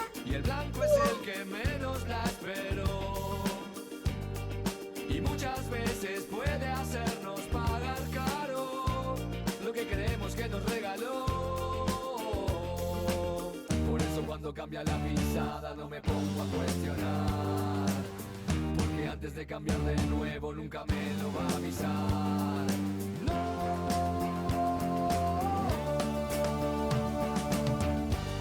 Así que hoy me quiero sentir libre de celebrar, por si mañana no tengo de nuevo al rey alas. Pero esta partida sin fin, ¿cuánto puede durar? Solo la luna sabe cuánto más. Cuánto más, cuánto más, cuánto más.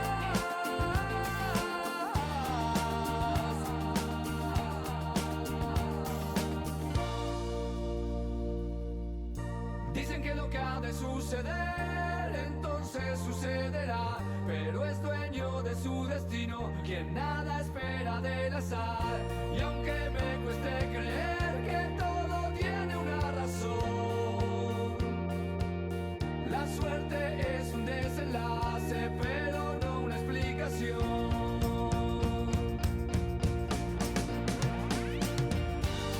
Así que hoy me quiero sentir libre de celebrar, por si mañana no tengo de nuevo al rey alas. Pero esta partida sin fin,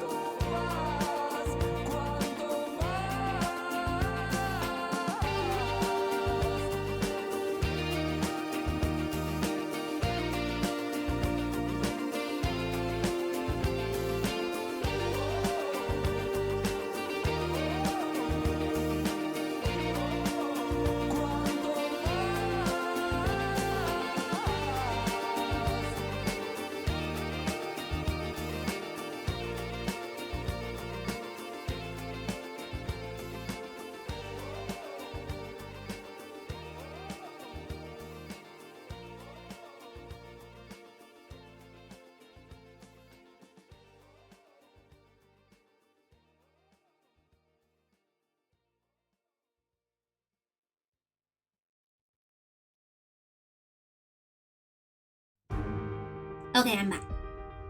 But yeah, so I was saying, the switch at birth theory would absolutely destroy the entire show's thesis.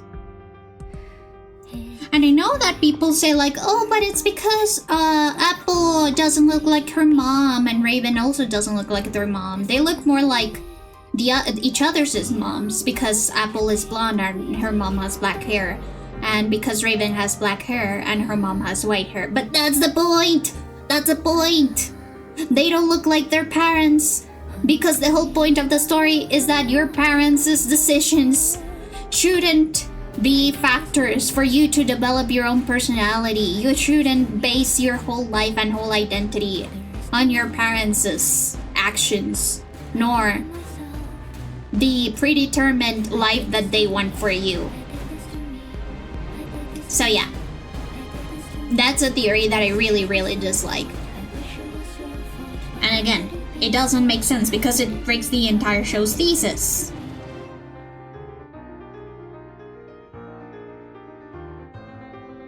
And yeah, unfortunately, we never got a proper ending to Ever After High because it was cancelled. The dolls also got retired, which was a travesty.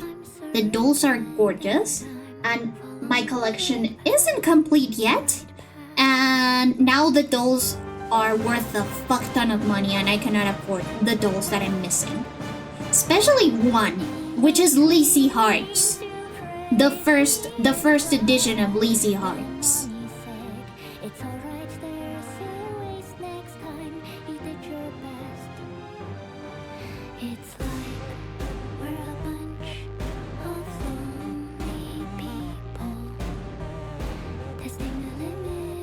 So let me actually check eBay.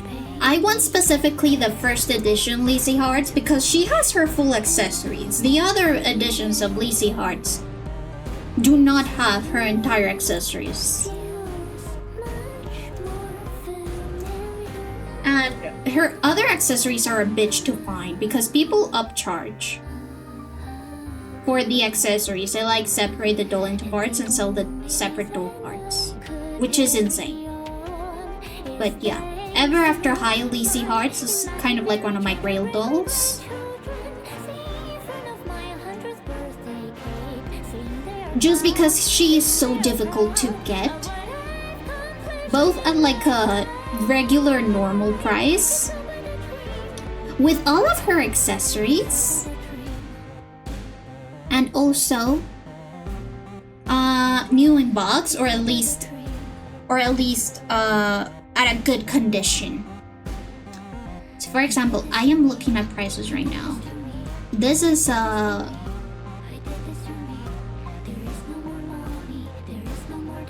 just show you. This is a Lacey Hearts doll that is like new. She is way fun, as you can see. She's a rare doll. She is $285. But she is pristine. She has all of her accessories. She has her stand. By the way, the reason why the Wave 1 is so important is because the Wave 1 has the earrings, has the painted crown, and has the ring. That ring. Also, it has the cuffs for the gloves. So she is in pristine condition. She is unboxed. But look how expensive she is, even if she's unboxed. And I put like Ever After High Lacey Hearts new in box. But if I just put like Ever After High Lacey Hearts, you can like color dolls. Most of which are in the same range, $200, $300. And they're not even new in box. If I were insane, I could totally just like scrunch up all of the pieces of Lacey Hearts and create my own Lacey Hearts doll. But again, it is difficult. It is very, very difficult. Another grail doll that is way easier to get is actually Blondie Locks. And again, I want this first edition because she has the rings. She has the bracelets. She has the 4 detailings. She has 4 detailings. And she has her, like, all of her accessories are in here. And also the first wave boxes are gorgeous. Look at this, it's so pretty. But yeah, basically, it has been a travesty and a half that Ever After High dolls are no longer available. Especially since I collect them. I have Blondie Lux, by the way. I do have Blondie Lux, but I have the 3rd wave Blondie Lux, which is objectively more cheaply made and just not as good of quality. So yeah, this is Lacey Hearts. She is one of the rarest dolls, as you can see. This is... She doesn't even have a ring! She doesn't even have her ring! And this is $315! She isn't even complete! Oh, she isn't even complete? Oh wait, no, she is. She just had it on the wrong hand. Still. Okay, she has a stand. No brush though. No brush. And why does this show the accessories without the ring? But yeah, basically, dolls with rings, wave 1.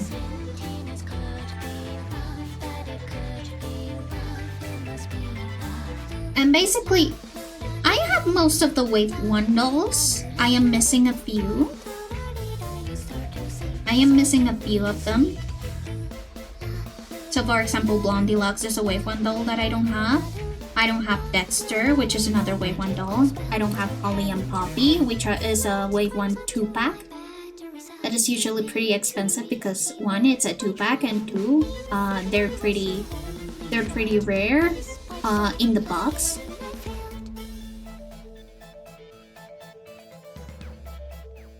I don't really mind if they don't have the stands. As long as they have all of their accessories, I don't mind the stands. I also have like other Grail dolls, but those are like limited edition dolls that or like exclusive dolls that you didn't get. Oh, there they are. This is like the new in-box Holly and Poppy, and they're cheaper than Lizzie, like the in-box Lizzie. Another Grail doll that I have is like this exclusive Way to Wonderland Kitty Cheshire. She was exclusive to, I believe, Walmart or Amazon. I was pre-order, so she got taken out real quick.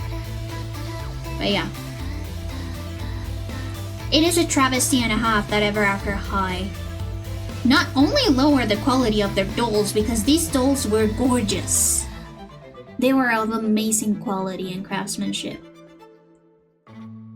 but that they also don't make them anymore. Because even the cheaper ones were pretty cute. I don't mind some of the cheaper ones. I will never forgive Mattel for what they did to my babies. And yeah, so the Ever After High fandom is still alive. Sure, we may be small, but we are very passionate about it. And I am part of like the niche of the fandom that is more about storytelling. That's more about like storytelling and creating characters with like complex backstories and storylines and stuff. But there are like other people who focus more on like the whole fashion side of things and make their own doll lines. There are some that are able to replicate the Ever After High style to a T, so much so that people confuse it for unreleased original art by the original illustrators of Ever After High. But no, it's fan art. And people are still releasing stuff up to this day. And well, this person who commissioned me, they asked me to do a small redesign for one of their Ever After High OCs, which I'm super happy about. I love Ever After High.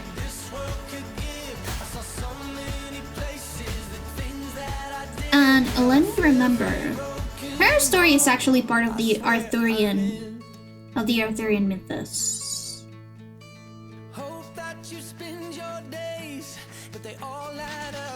She is Connie Morgan, and let me see. She is the daughter, and she has the role of Hank Morgan from the novel A Connecticut Yankee in King Arthur's Court, which is really cool. So one of the things that I love about Ever After High is just how well they are at making like very thematic designs. So for example, they had already a reference for Connie.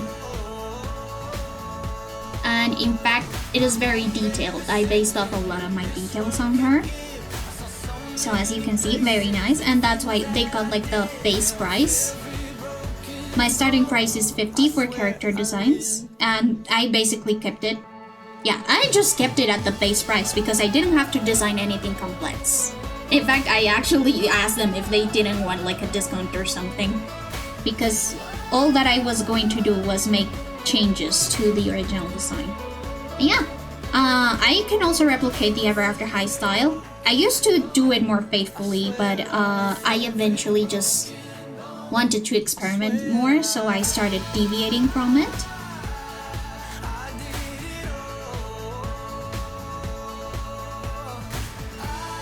But yeah, they asked me to redesign that character, and I love Ever After High commissions because I am allowed to go ham on the thematic and fantasy kind of designs. I can add little Easter eggs relating to the fairy tale and the story. And I have OCs of my own. Ever After High OCs of my own. I have a daughter of the Blue Caterpillar from Alice in Wonderland.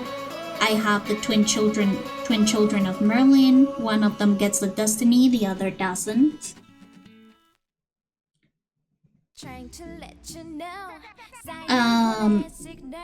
I've got who else? I've got the son of Lancelot.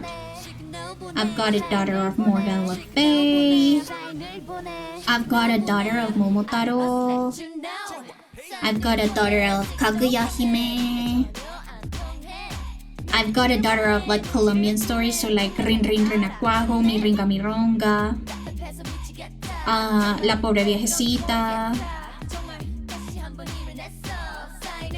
I just have like a huge amount of characters. Oh, I also have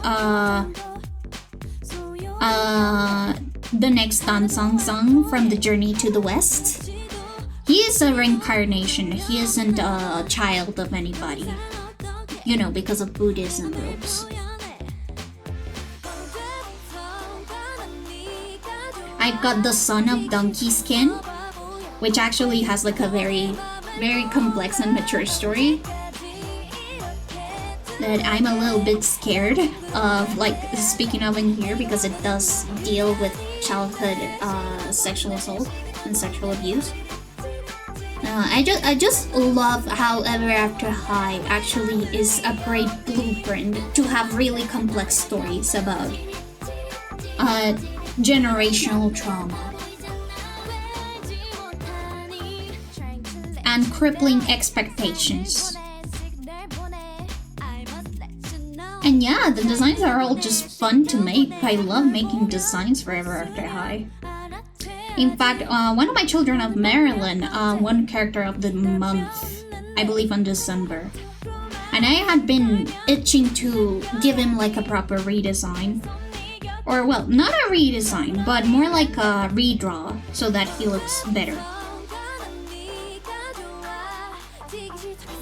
Let me see. Oh, it must be on references. Originals, Ever After High OC. 2019, 2020. I believe that there's a lot, so 2019 now. He looks so funny! But yeah, he won character of the month last year. And he is super outdated. Like, the story is still the same. Like, the main points of his story are still the same, but it was written, the original story was written when I was a teenager. By the way, the 2019 isn't even the newest version. That's another redraw of a redraw. But yeah. Oh my god, Atlas. And he's actually meant to be an antagonist. Oh, and here are like all of my other Ever After High characters. These aren't even all of them. This is just a few. So for example, here we have the daughter of Miringa Mironga. She's so cute. She's so cutie pie. I love her design. We've got Animagoi Teftikos, which is the daughter of Psyche from Eros and Psyche.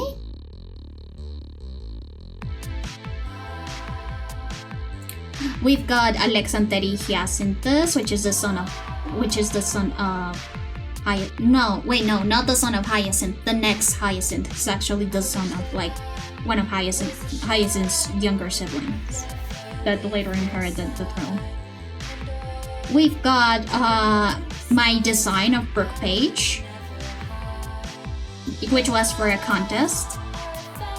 We've got my baby girl, my sweetheart Catherine Pillar, from the daughter of the Blue Caterpillar. She's a design I'm really, really proud of, because she's actually the reason that I started researching Bollywood movies and I fell in love with Bollywood movies.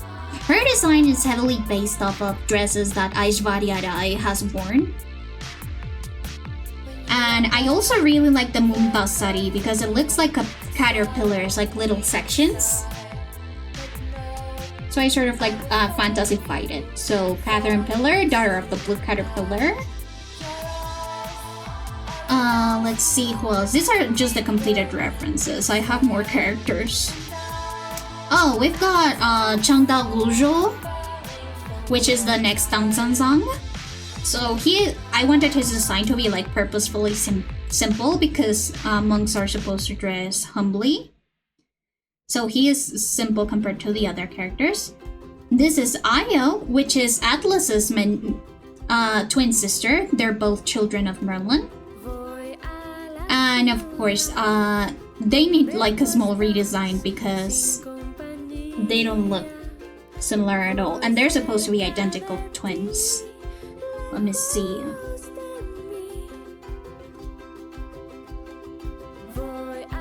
Yeah, there we go. Now, like, they look a little bit more similar, but not similar enough. They need to look more similar because they're actually identical twins and not fraternal.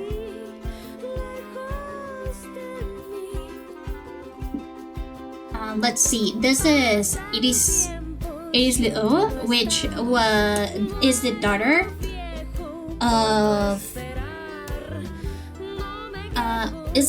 Lasiren, which is from Voodoo mythology, and she actually has a story that is like how is it called?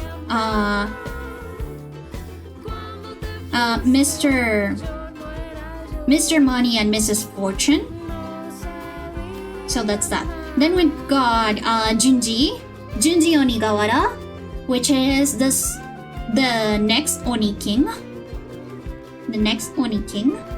I have like my own headcanons about how inheritance of a destiny works depending on like which destiny it is. Then we've got Momoka, daughter of Momotaro.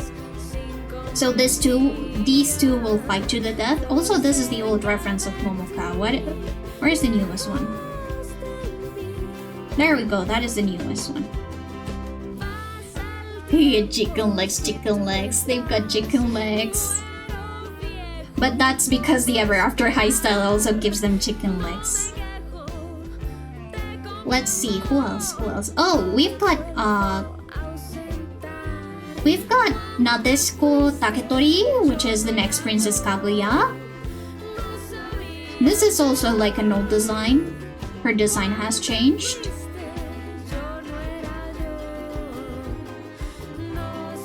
Then we've got Lagomalier, the next doctor in Dr. Death. Also, by the way, all of these characters have backstories and have like written lore and stuff. I worked very, very hard on my Ever After High OCs. See, we're with Lago. So then this is Lilia. Lilia Tibakoy. She was my persona for Ever After High. She's now outdated. Because by that time I identified as female. But she was supposed to be the next Pigeon Prince from the folk story / urban legend, the Pigeon Prince. From Colombia.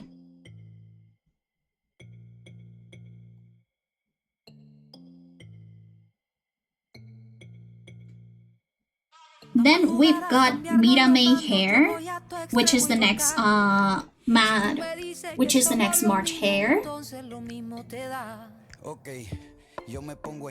She's actually she's like Mira May, but May is like the nickname, May Hair. Then we've got Jacques. Jacques. Wait, I don't remember his surname. His full name is Jacques Samedi. Jacques Samedi. He is the son of Baron Samedi, another character from Voodoo mythology. And I got from Voodoo religion. I later changed all of the Voodoo characters to have like their own little stories because I realized I got told that Voodoo was a closed religion and that it would be potentially disrespectful. Honestly, I like Voodoo mythology a lot and I wouldn't want to be disrespectful to them. This is a design that I adopted from one of my friends, but this is like me drawing them. This is Mercury. This is Mercury, and she is the next Hermes. Due to the rules of the fandom wiki, we cannot have like children of gods. Instead, they have to be children that were chosen by the gods to fulfill their destinies, like their stories. So they aren't related. Then we've got Mogos Le Fay, which is the daughter of Morgana Le Fay. This outfit is actually inspired of one of her paintings. And yes, it is a kimono, but that's because kimono, she was, in that painting, she was indeed drawn wearing a kimono.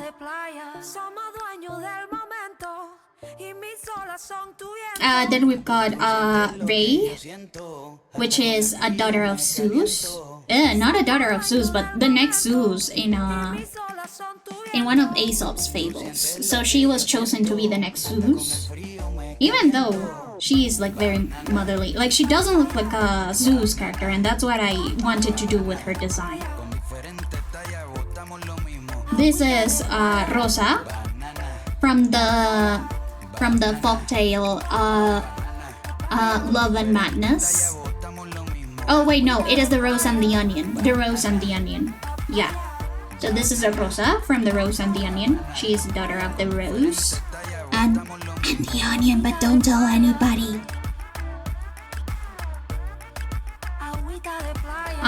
This is one of my friends' OCs. This is Taro, which was supposed to be like an old character that I had.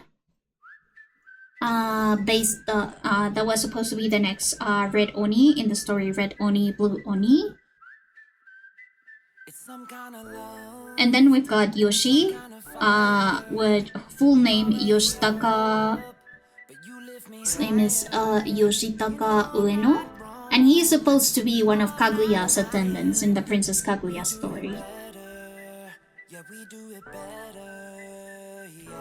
And then we've got Alondra. Alondra is the daughter of the singing bird from another Colombian folktales. From more Colombian folktales. Then we've got my boy. Where's Mort? Where the fuck is Mort? Oh, we've got like some of his like outfits, but this is Mort. Oh my god. He looks so funny. See, my old art is so funny. Yeah, this is Mort, and he is the daughter of El Silbón, which is a Colombian myth. It's a Colombian legend. Well, technically Colombo-Venezuelan.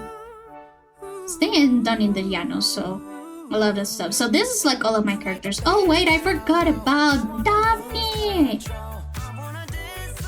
Daphne is the granddaughter of Granny Toothache, Hans Christian Andersen story. So yeah, those are like some of my Ever After High characters. Not all of them. And this is like my entire library. Not my entire library, but some of my library. And then I have like my newer characters that of course have like more polished images, more reminiscent of the Ever After High style. So this is Evie Hofmeister, which is the next Frau Holle or Frau Holle from the story Frau Holle. And she's a teacher at Ever After High. And this is Helios Equinus, son of Donkey Skin and high school dropout. So yeah, those are all of my Ever After High OCs. And as you can see, I love the Ever After High community with my entire heart. But again, please, younger generation, please learn some media literacy.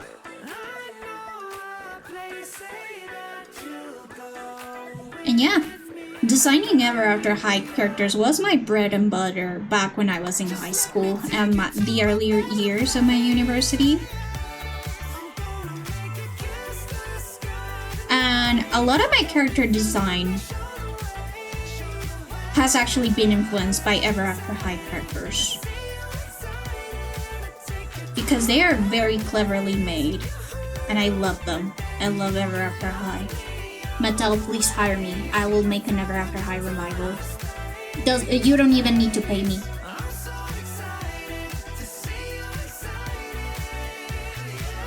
But yeah, this character is supposed to be a mechanic, and the main thing that the commissioner asked for me was like, hey, I'm struggling a lot to add rotary phone aspects and rotary phone references to this character. Could you like help me with that? And basically just give like a refresh style.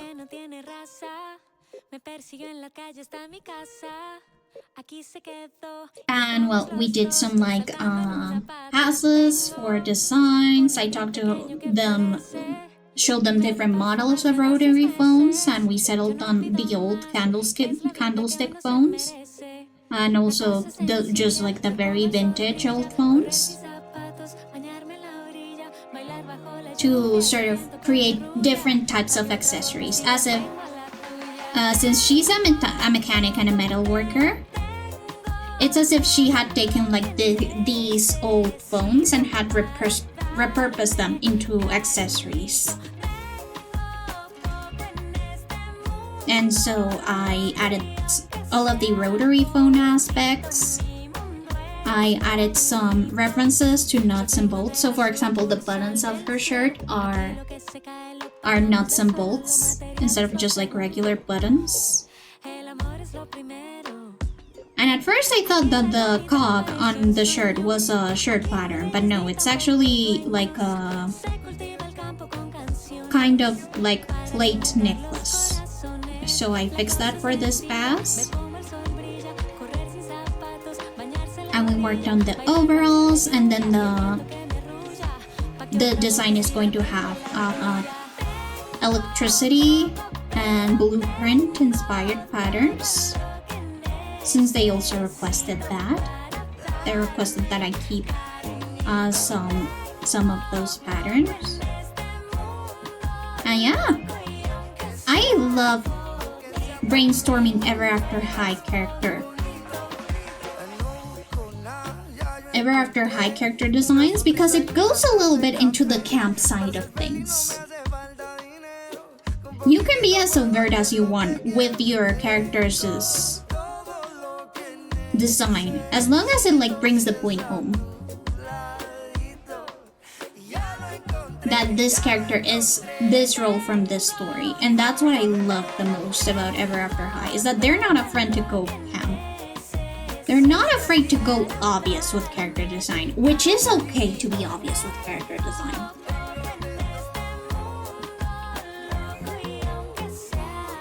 Especially when it's for like a kid's franchise like Ever After High was.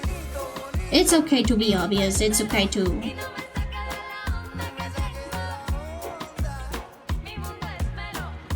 make your make your character designs a little bit like over the nose. Because at the end of the day, that's the fun of it.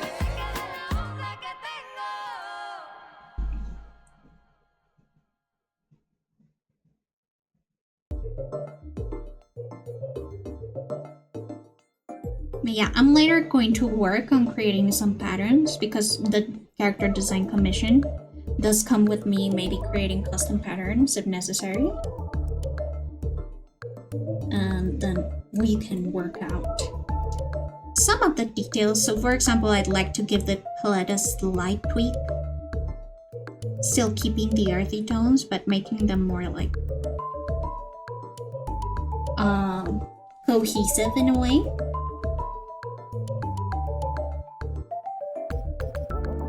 And yeah, I have done a lot of character designs for my friends at the Ever After High fandom, and I'm super proud of all of them.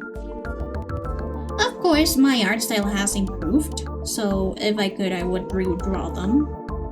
Like, if I had the time, I would immediately redraw them. But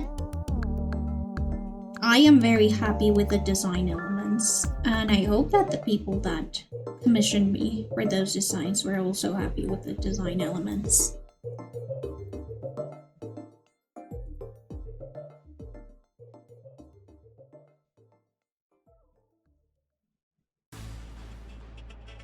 But yeah, these design notes are really helpful. Usually people in the Ever After High fandom are super thorough with how they want their design to look like, which is really helpful. Because they have like this image in mind. And I get it, because for my Ever After High OCs, I even have the doll model type that I would want to have them in. I know the exact doll model that I want them to be in if they were ever made into a custom doll.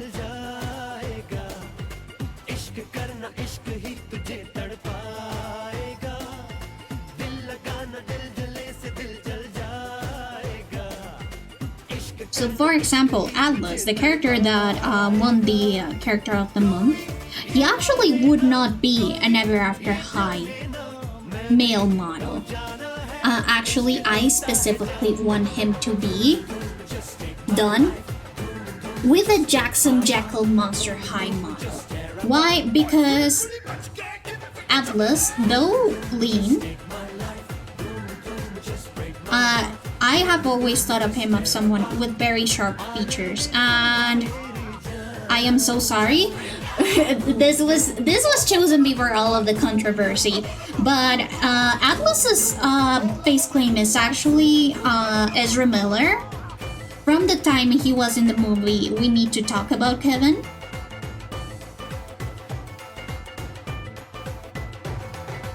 And the Jackson Jekyll face mold has those sharp features and sharp cheekbones and a little bit of like a pathetic man build that I want for Atlas. No offense to Monster High male dolls, but they were built like little sticks. The Monster High dolls the Ever After High dolls have a little bit more of a curvy thing, and this is me like just being very generous with the word curvy because the Ever After High dolls were also really thin, as most stylized fashion dolls are. But yeah, Atlas would be made with a Jackson Jekyll doll. Oh, also the reason why I'd like to have the Jackson Jekyll doll be the base is because Atlas is pale. He is a very pale person because he doesn't like the sun. He spends a lot of time cooped up in his room or in the library and pulls a lot of all-nighters. So he is a very pale guy. And Jackson Jekyll is one of the few male dolls made by Mattel that have a very pale complexion. The Ever After High boys have more tanner builds or slightly darker builds. So I like to use another doll.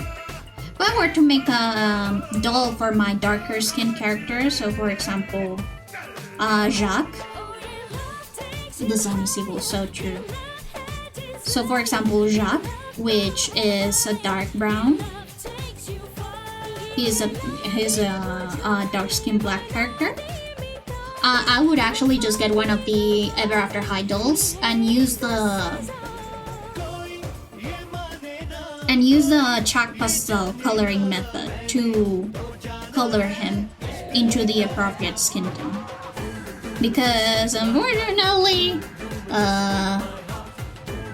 Ever After High and Monster High, they have a lot of shades of white and fantasy skin colors, but not a lot of shades of brown in their roster.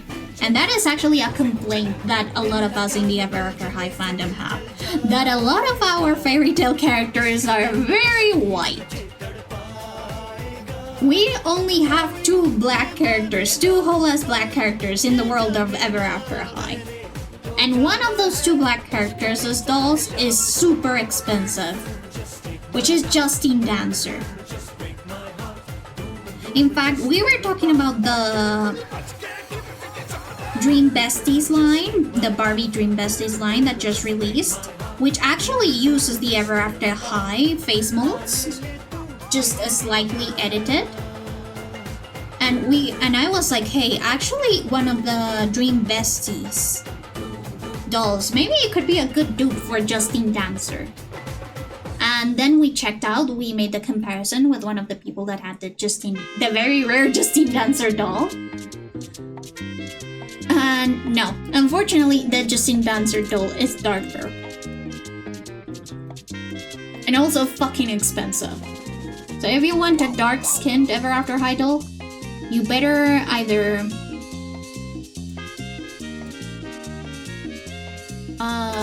get a Very Lucky or paint the doll yourself. Aunque me duela, dejaré al ángel. Oh, there she is, the Justine Dancer doll. This was actually in relatively very good condition.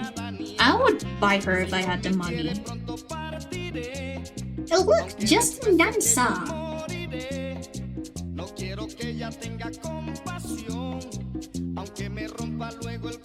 And she is actually part of the wave, like the third wave of dolls that already lack detail, which is still very cute. She actually fits the smiling face mold very good. The smiling face mold was very ugly on the other original Ever After High dolls. But yeah, usually the Ever After High dolls were very white. And this is the only dark skin doll. We also have Gingerbread House, which is actually a doll that I have.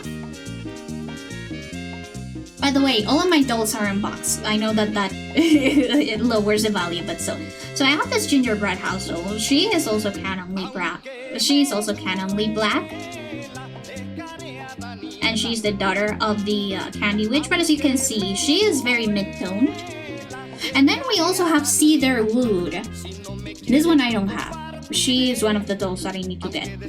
And actually, there was like some racist Ever After High fans that insisted that actually she is not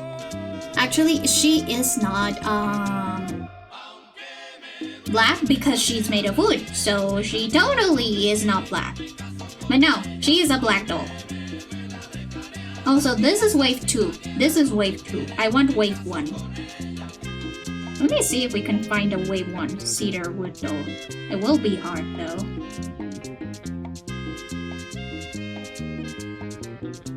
So basically, wave 2 dolls are packaged like this in this little box. And wave 1 dolls are packaged in this card box. There's a difference. And I have a lot of these dolls.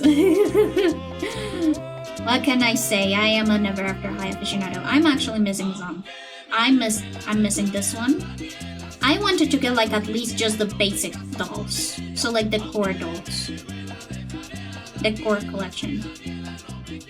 I have this Alistair doll. I bought him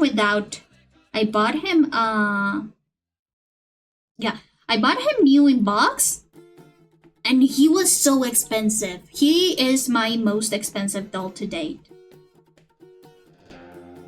Because he is very rare, because he was part of the wave that was already like lowering in quality, and he is such a bland character that people really weren't interested in him.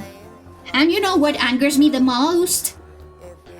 Is that I share a birthday with this fucker. Him and I share a birthday, and that pisses me off. I could have shared a birthday with Miss Applewhite, our toxic, indoctrinated queen, but no, I share a birthday with him. Also, as you can see, some scalpers actually just like sell the replacement pieces, which does anger me, but actually I do need some replacement pieces. Hey! Wait. Why does this Alistair doll have accessories that I did not have with my Alistair doll? Ah, shit.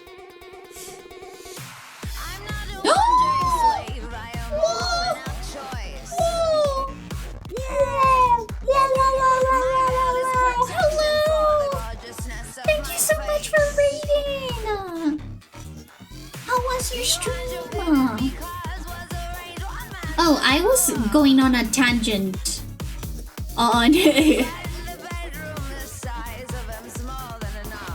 I was going on a tangent about Ever After High and how upset I am that we no longer have Ever After High dolls. But hello, welcome, welcome in, Raiders. Hi, Pop, welcome. Ooh, you were streaming Diablo 4. How was Diablo 4? I'm so upset. What do you mean that the Alistair doll that I have actually didn't have all of the accessories? Oh, you had a hardcore run. That's so cool. That's so cool. I have never played Diablo because I have never had like the hardware. But I'm glad that you enjoyed your run. But yeah. Alistair Wonderland was once my most expensive doll. And I bought him new in box. How come I bought him new in box and he was missing accessories? Mattel, what is this? Like, he doesn't have the map and he doesn't have this thing on his canister. What the fuck? Also, by the way, I would buy him, like, if I had the money. But this is an international release. You know it because it doesn't have, like, the royal thing in here. And when it's an international release, the diaries of the dolls are actually incomplete. They don't have the full story, but instead they have like the introduction in different languages, and that's not something that I want. I actually need to buy this booklet. I'm gonna buy this booklet. I'm gonna save it for later. But yeah, basically I would like to collect all of the first waves, because the first waves have all of the accessories. As you can see, with lower quality, with the decreasing quality, they slowly started taking out accessories of the dolls. Like, for example, Alistair and his fucking map, and his gay little map, and his gay little compass. God fucking damn it! I'll have to look for those accessories later. Yeah, I need to actually buy this Alistair Wonderland thingy if I haven't already. I don't know if I have, but I'll have to check. But yes, you can see some scalpers are just buy like booklets at like insane prices sometimes. I'm okay with this price though, like $7 for the booklet to complete my Alistair, because I bought the international release Alistair, so the one that doesn't have the complete story. I'm okay with that. But yeah. My Grail doll is a Wave 1 Lizzie Hearts. And the cedar wood. Let me see if we actually can get a photo of cedar wood Wave 1.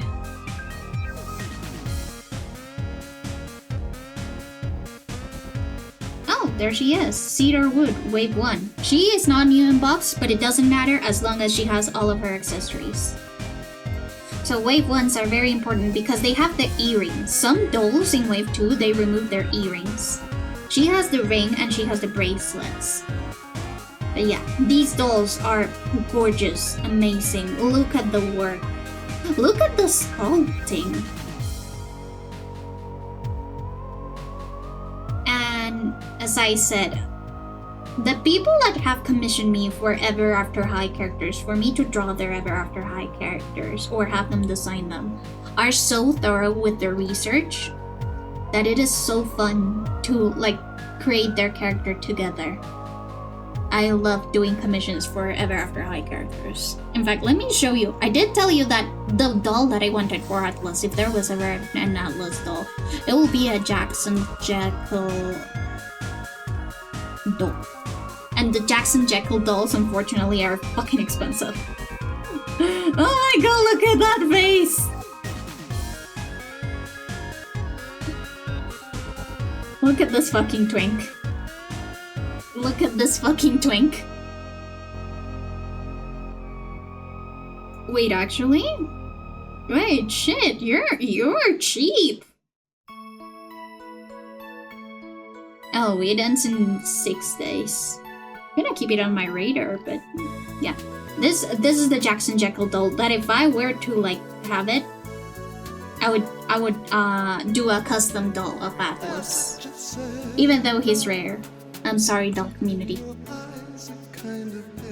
But yeah.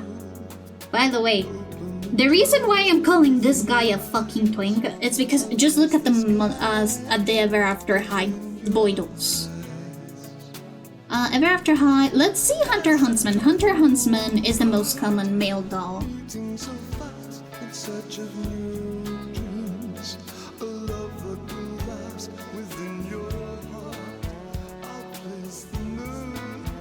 So these dolls, let me see if I can find one that...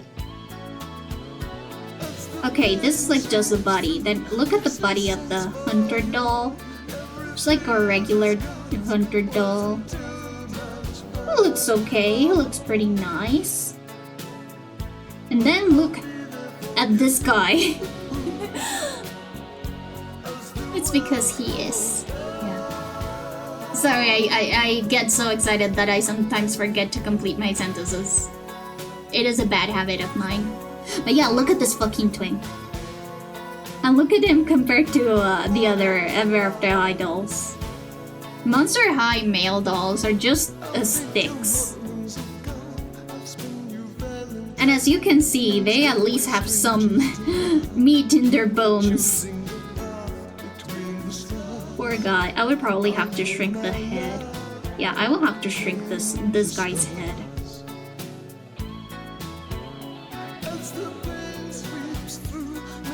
But yeah. There are people who sell custom, like already custom made dolls, and they're very pretty. Ever After High dolls were very popular for customizing for a while because their faces are flat. Oh hey, funny story.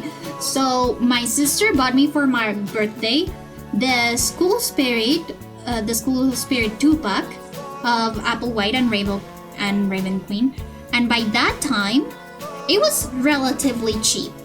School Spirit Ever After High. The 2-pack. And I actually bought them specifically because I wanted to customize them. But now, the new in-box dolls are worth a bank.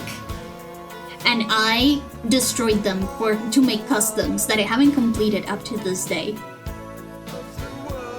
And that is one of my biggest regrets. Especially because then I realized, wait, I actually want, like, this Raven custom was supposed to be for my Momotaro. For my Momotaro character. But then I realized, shit, I want my Momotaro character to be short, to have the little sister body type. Raven Queen has the standard body type. Same with Apple White. Apple White is the skin color that I wanted, but she is not the But she's not the height because she was also going to be like a custom doll of Kaguya of Nadeshiko Taketori.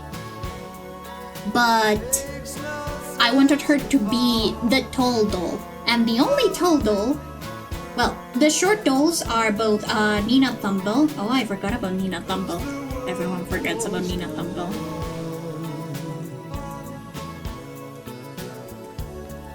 The only short dolls are Nina Tumble and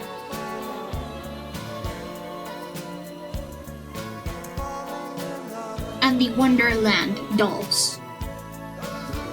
Wait, shit, Nina Tumble?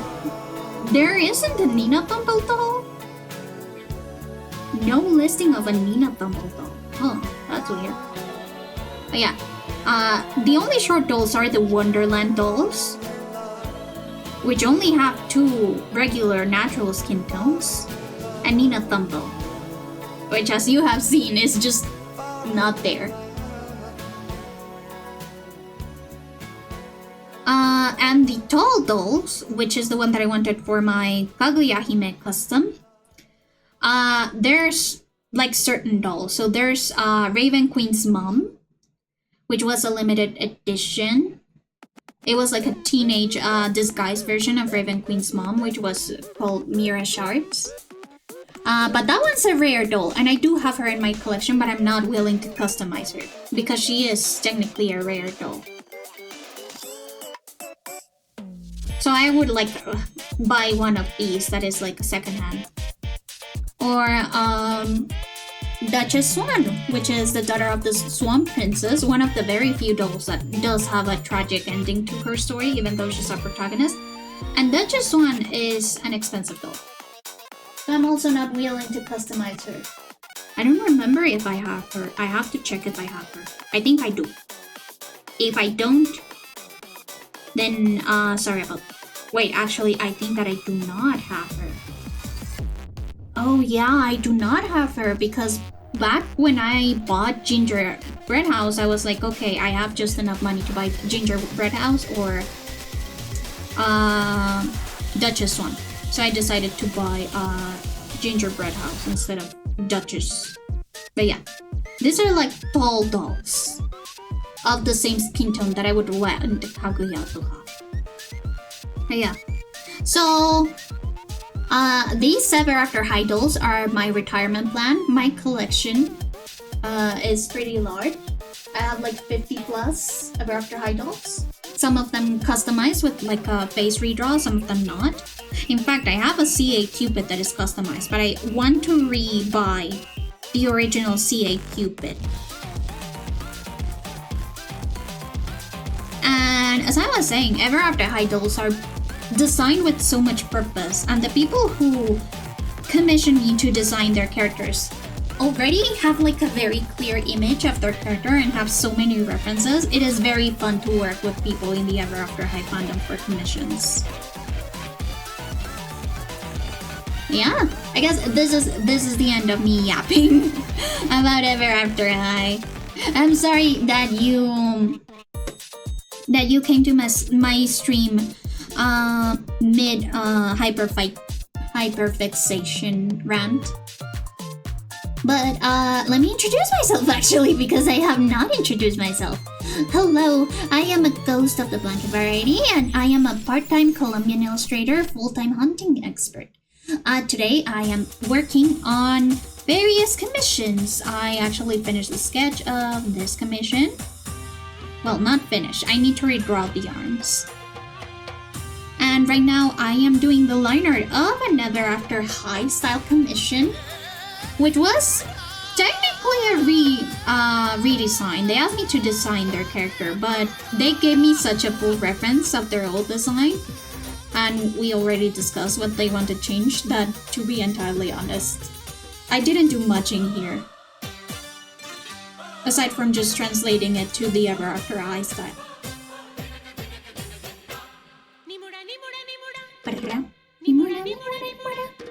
Oh, speaking of, Catherine Pillar, my Ever After High OC, daughter of the Blue Caterpillar, part of her dress, blue caterpillar dress is actually inspired by this sequence of Aishwarya Rai in Nimura Nimura. Her dress is so pretty. Yeah, let me just see.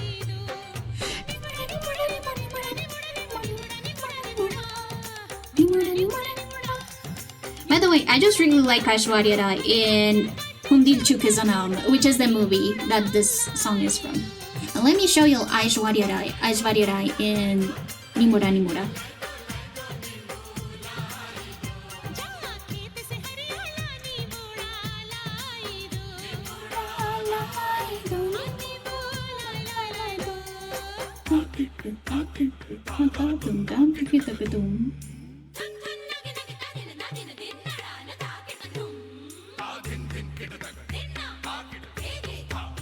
Okay, so this is Aishwarya Rai in just like two roles that she has. This is Paro from the movie Devdas they're making in 2002. And this is on the Nimura Nimura sequence in Hum Dil Chuke Sanam. So part of her outfit was actually inspired by this outfit.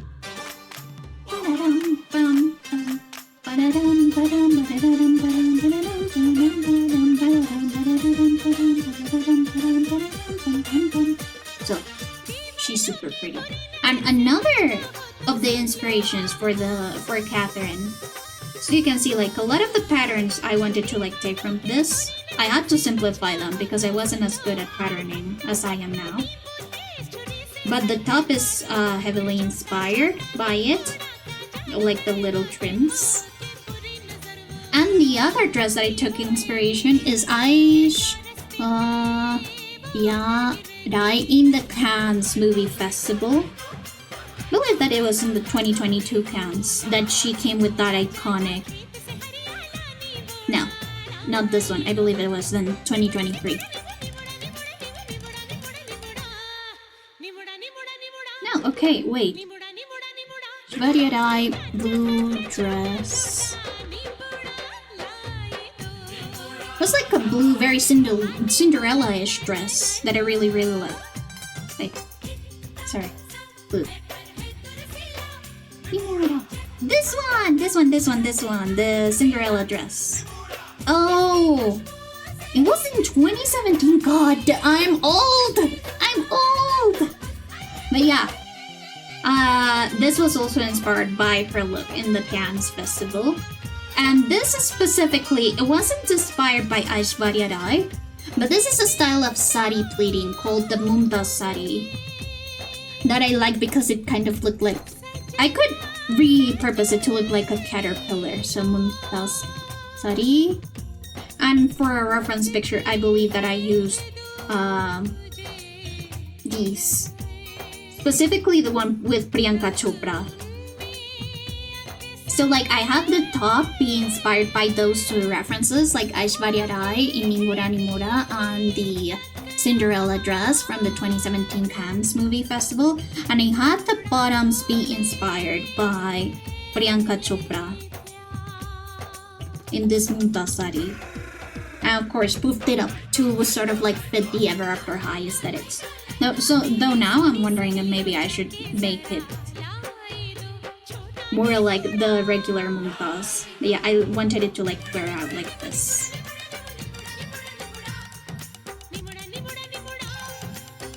And like this little, it's supposed to look like smoke, but I wanted them to be like a reference to henna. And of course, she's got her bindi and it's blue. And her purse is actually based off of hookah. You know, because the blue caterpillar looks from a hookah. Oh, and she has these little anklets that are used for Kathak dancing.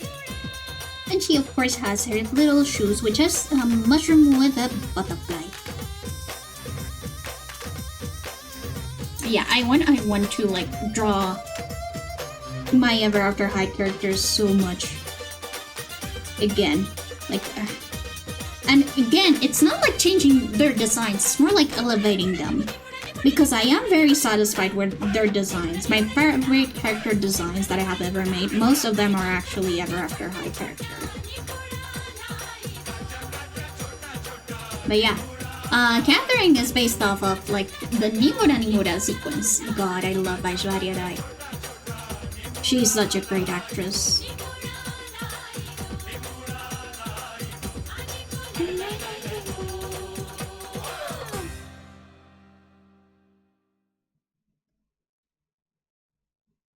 And again, it's sort of like funny to think that my interest for Ever After High led me to then discovering Bollywood and it becoming also one of my favorite things ever. I love Bollywood movies. And even though I don't watch them as often anymore, I just love just sitting back, relaxing, and watching either an old Bollywood movie or one of the new movies that I have on my backlog that I want to see.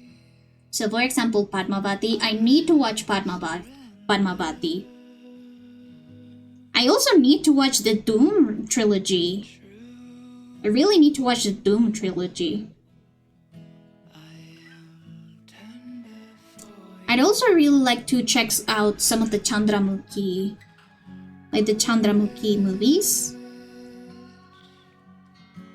Because one of my friends is Desi and she told me that I should watch the Chandramukhi movies. And I will. I also really want to watch all of the movies that Deepika Padukone and Aishwarya Rai have been in. So that is something like a rabbit hole that I have to get into. I also really want to see that one Ranveer Singh movie that he had with his friend. I don't remember his name. I'm sorry. And the love interest was Priyanka Chopra, and it's supposed to be like a buddy comedy song, buddy comedy. So I'd like to watch that one as well. It looks really fun, and people have said that it's really good. I don't know, just like watch more Bollywood movies in general. You know which movie I haven't finished that I need to finish? It was Om Shanti Om. I haven't finished watching Om Shanti Om. And it's on Netflix. It's just that it's long. All Bollywood movies are long. And that's actually, I think that some of them have an interlude. Or like cinemas and stuff. So that people can get refills. Because some Bollywood movies can last up to 3 hours. But yeah. It is fun to think about that the reason why I have researched so much about different cultures and their fairy tales and their dresses is because of Ever After High. Because I mean, no shade to European fairy tales, but at the end of the day, you only have so many European fairy tales to reference from. And it's time to expand yourself, and that's what I wanted. I want to like expand to more cultures. Specifically my own. I have like an entire group of Ever After High OCs that are that have legacies of Rafael Pombo. Rafael Pombo rhymes. Fables, that's what it's called. Rafael Pombo fables. Just like different short stories from Colombia. Because, you know, Ever After High, if it's a world for fairy tales, there must also be some Colombian fairy tales and fables that I could take care of.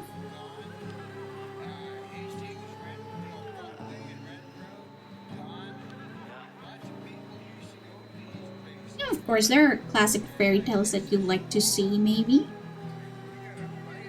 So yeah, Ever After High is very near and dear to my heart. And I love it. And it is unfortunate that it ended the way it ended, but I don't think that a revival would be best. Just because it failed once because one, the kids lacked the maturity to understand the core themes of the show, and two, the aesthetics were too childish for the older kids who maybe had the emotional maturity and media literacy to understand it.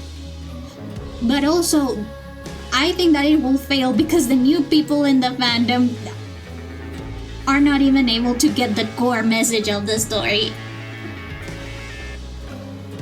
I think that, and also the political climate, I don't think that it would give way for a nuanced story like Ever After High to thrive. Which again, it also happened last time.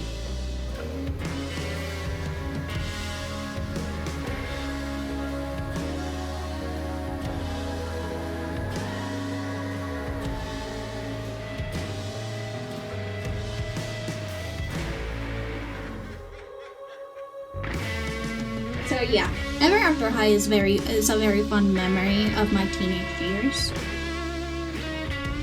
And I look back on it with a smile on my face, because that was my entryway to actually getting really into character design.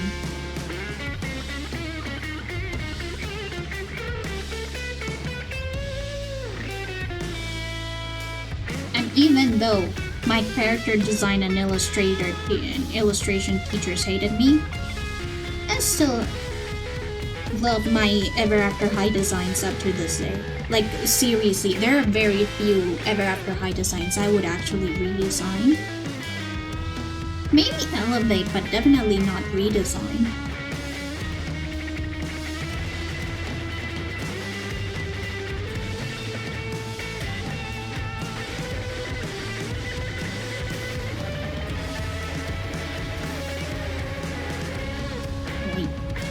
That is my rant for the day. This time I'm done, I promise. It's just that Nimura Nimura started playing. I remember Hundil Chukizama Asanam and how much Catherine is based off of Aishwarya Rai's character in Hundil Chukizanam.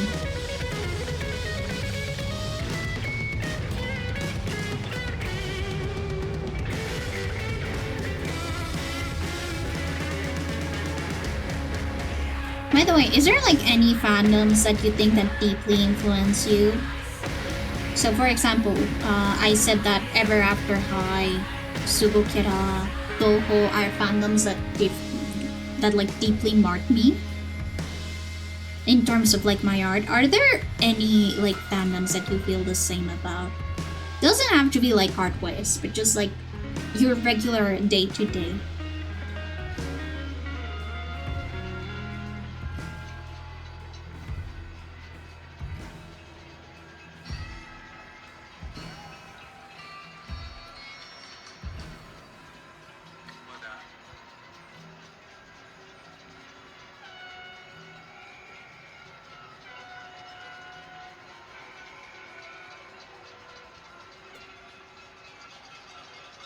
Holy fucking shit, it's 12:34 a.m. Well, let's finish lining these items and I'll go do an execrate. By the way, if you want to suggest anybody to do an execrate, feel free to do so. I love meeting new people and seeing what they're up to.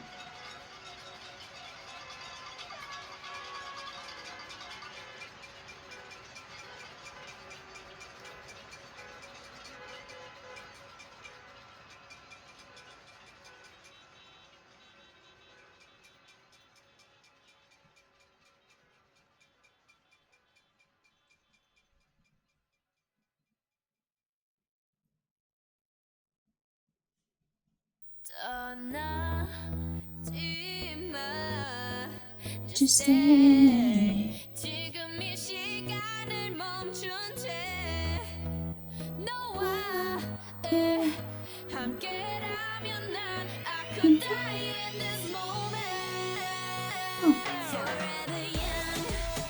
Now that I think about it, has Blackpink disbanded? I have seen them release a lot of solo songs, but not a lot of. They have not released a song as a group in a hot second. I wonder if they're just taking like a really long hiatus, or if they're actually disbanding. I wouldn't be surprised though. They have been thriving as soloists more than they have as a group. Even if Blackpink was a very good platform to have them get recognized,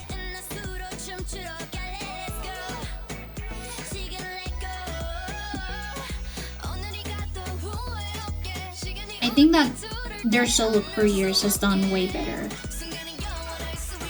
Like for example, Jisoo, I believe that she focuses more on acting, and she has been in a lot of dramas, in a lot of K-dramas, which is great, since she is the visual of the group.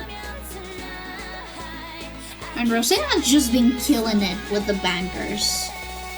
She basically was the song.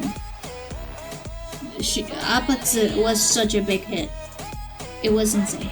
And Jennie honestly has released some very good songs, as well as Lisa.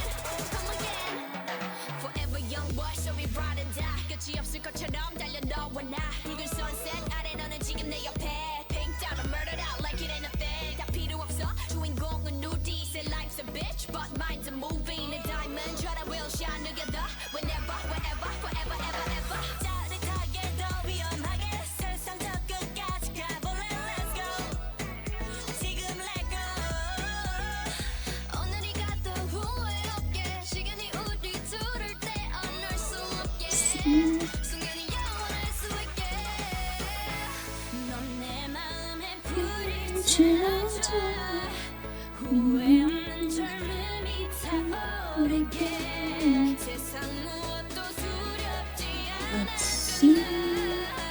Hey, I think that the lining at least is gone. Also, yes, she looks weird, but it's because the lips are usually shaded in.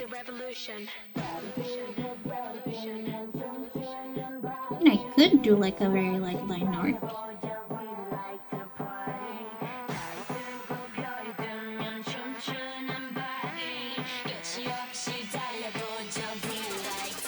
Let's go, girls, when I have some fun. Girls, when I have some fun. Yeah, I'm gonna leave it as this and then discuss with the commissioner. But yeah, here's what we did for today. It wasn't super productive because I did yap a lot. I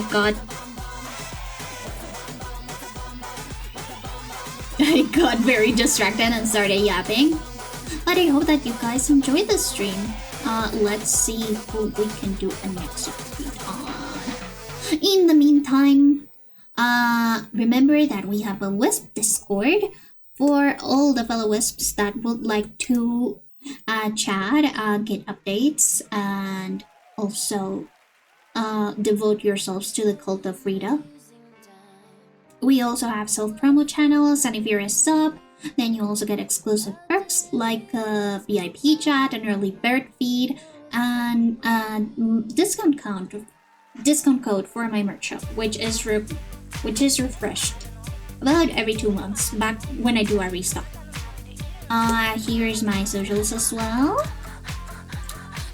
I am Blanket Ghost on Tumblr, Twitter, Region, Blue Sky, and I am the Blanket Ghost on YouTube. See what else I'm missing. Oh, also my commissions are open.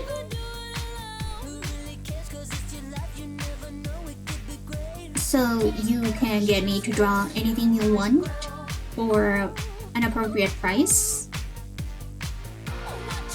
And make sure to read my TLS carefully. But you can get a commission from me from either Coffee or Beijing, whichever is your preferred platform. Also, why is my... Hello? It's fine. Hello? Oh, hello? Hello? Oh, there. I'll have to speak with the developer of Remix to see what's up. Now let's see who's still up streaming.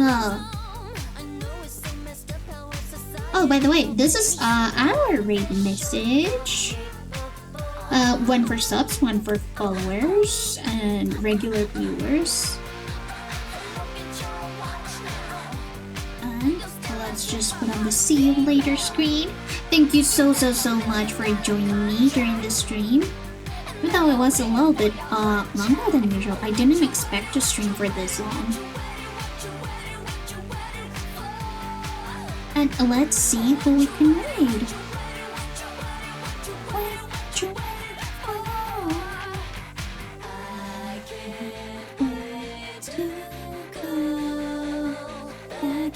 to Japan. Give me lots of great fans. Osaka, Tokyo. You have Juku curls. Then you've got some wicked style. Let's see. Ooh, there's a lot of people streaming tonight. Let's raid. Let's raid Likoi. Right now, they are working on art commissions as well. And I believe that they are also working on right now on Dungeons and Dragons sheet. So if you like Dungeons and Dragons, make sure to check them out, because they also do Dungeons and Dragons on their Discord, which is something I've been itching to do. I believe that they may also be doing like some fan art of Aqua, which is the new character from Overwatch 2. And they have been working consistently on creating a mini No My OCs book that they're going to sell at Clowns, which is super cool. So, I hope that you guys have a nice evening, night, day, wherever you are. And I hope to see you on Friday for a gaming stream. We will be continuing our run through Fearing Honga Tamida. So, let's straight out, and thank you so much for coming. Good night.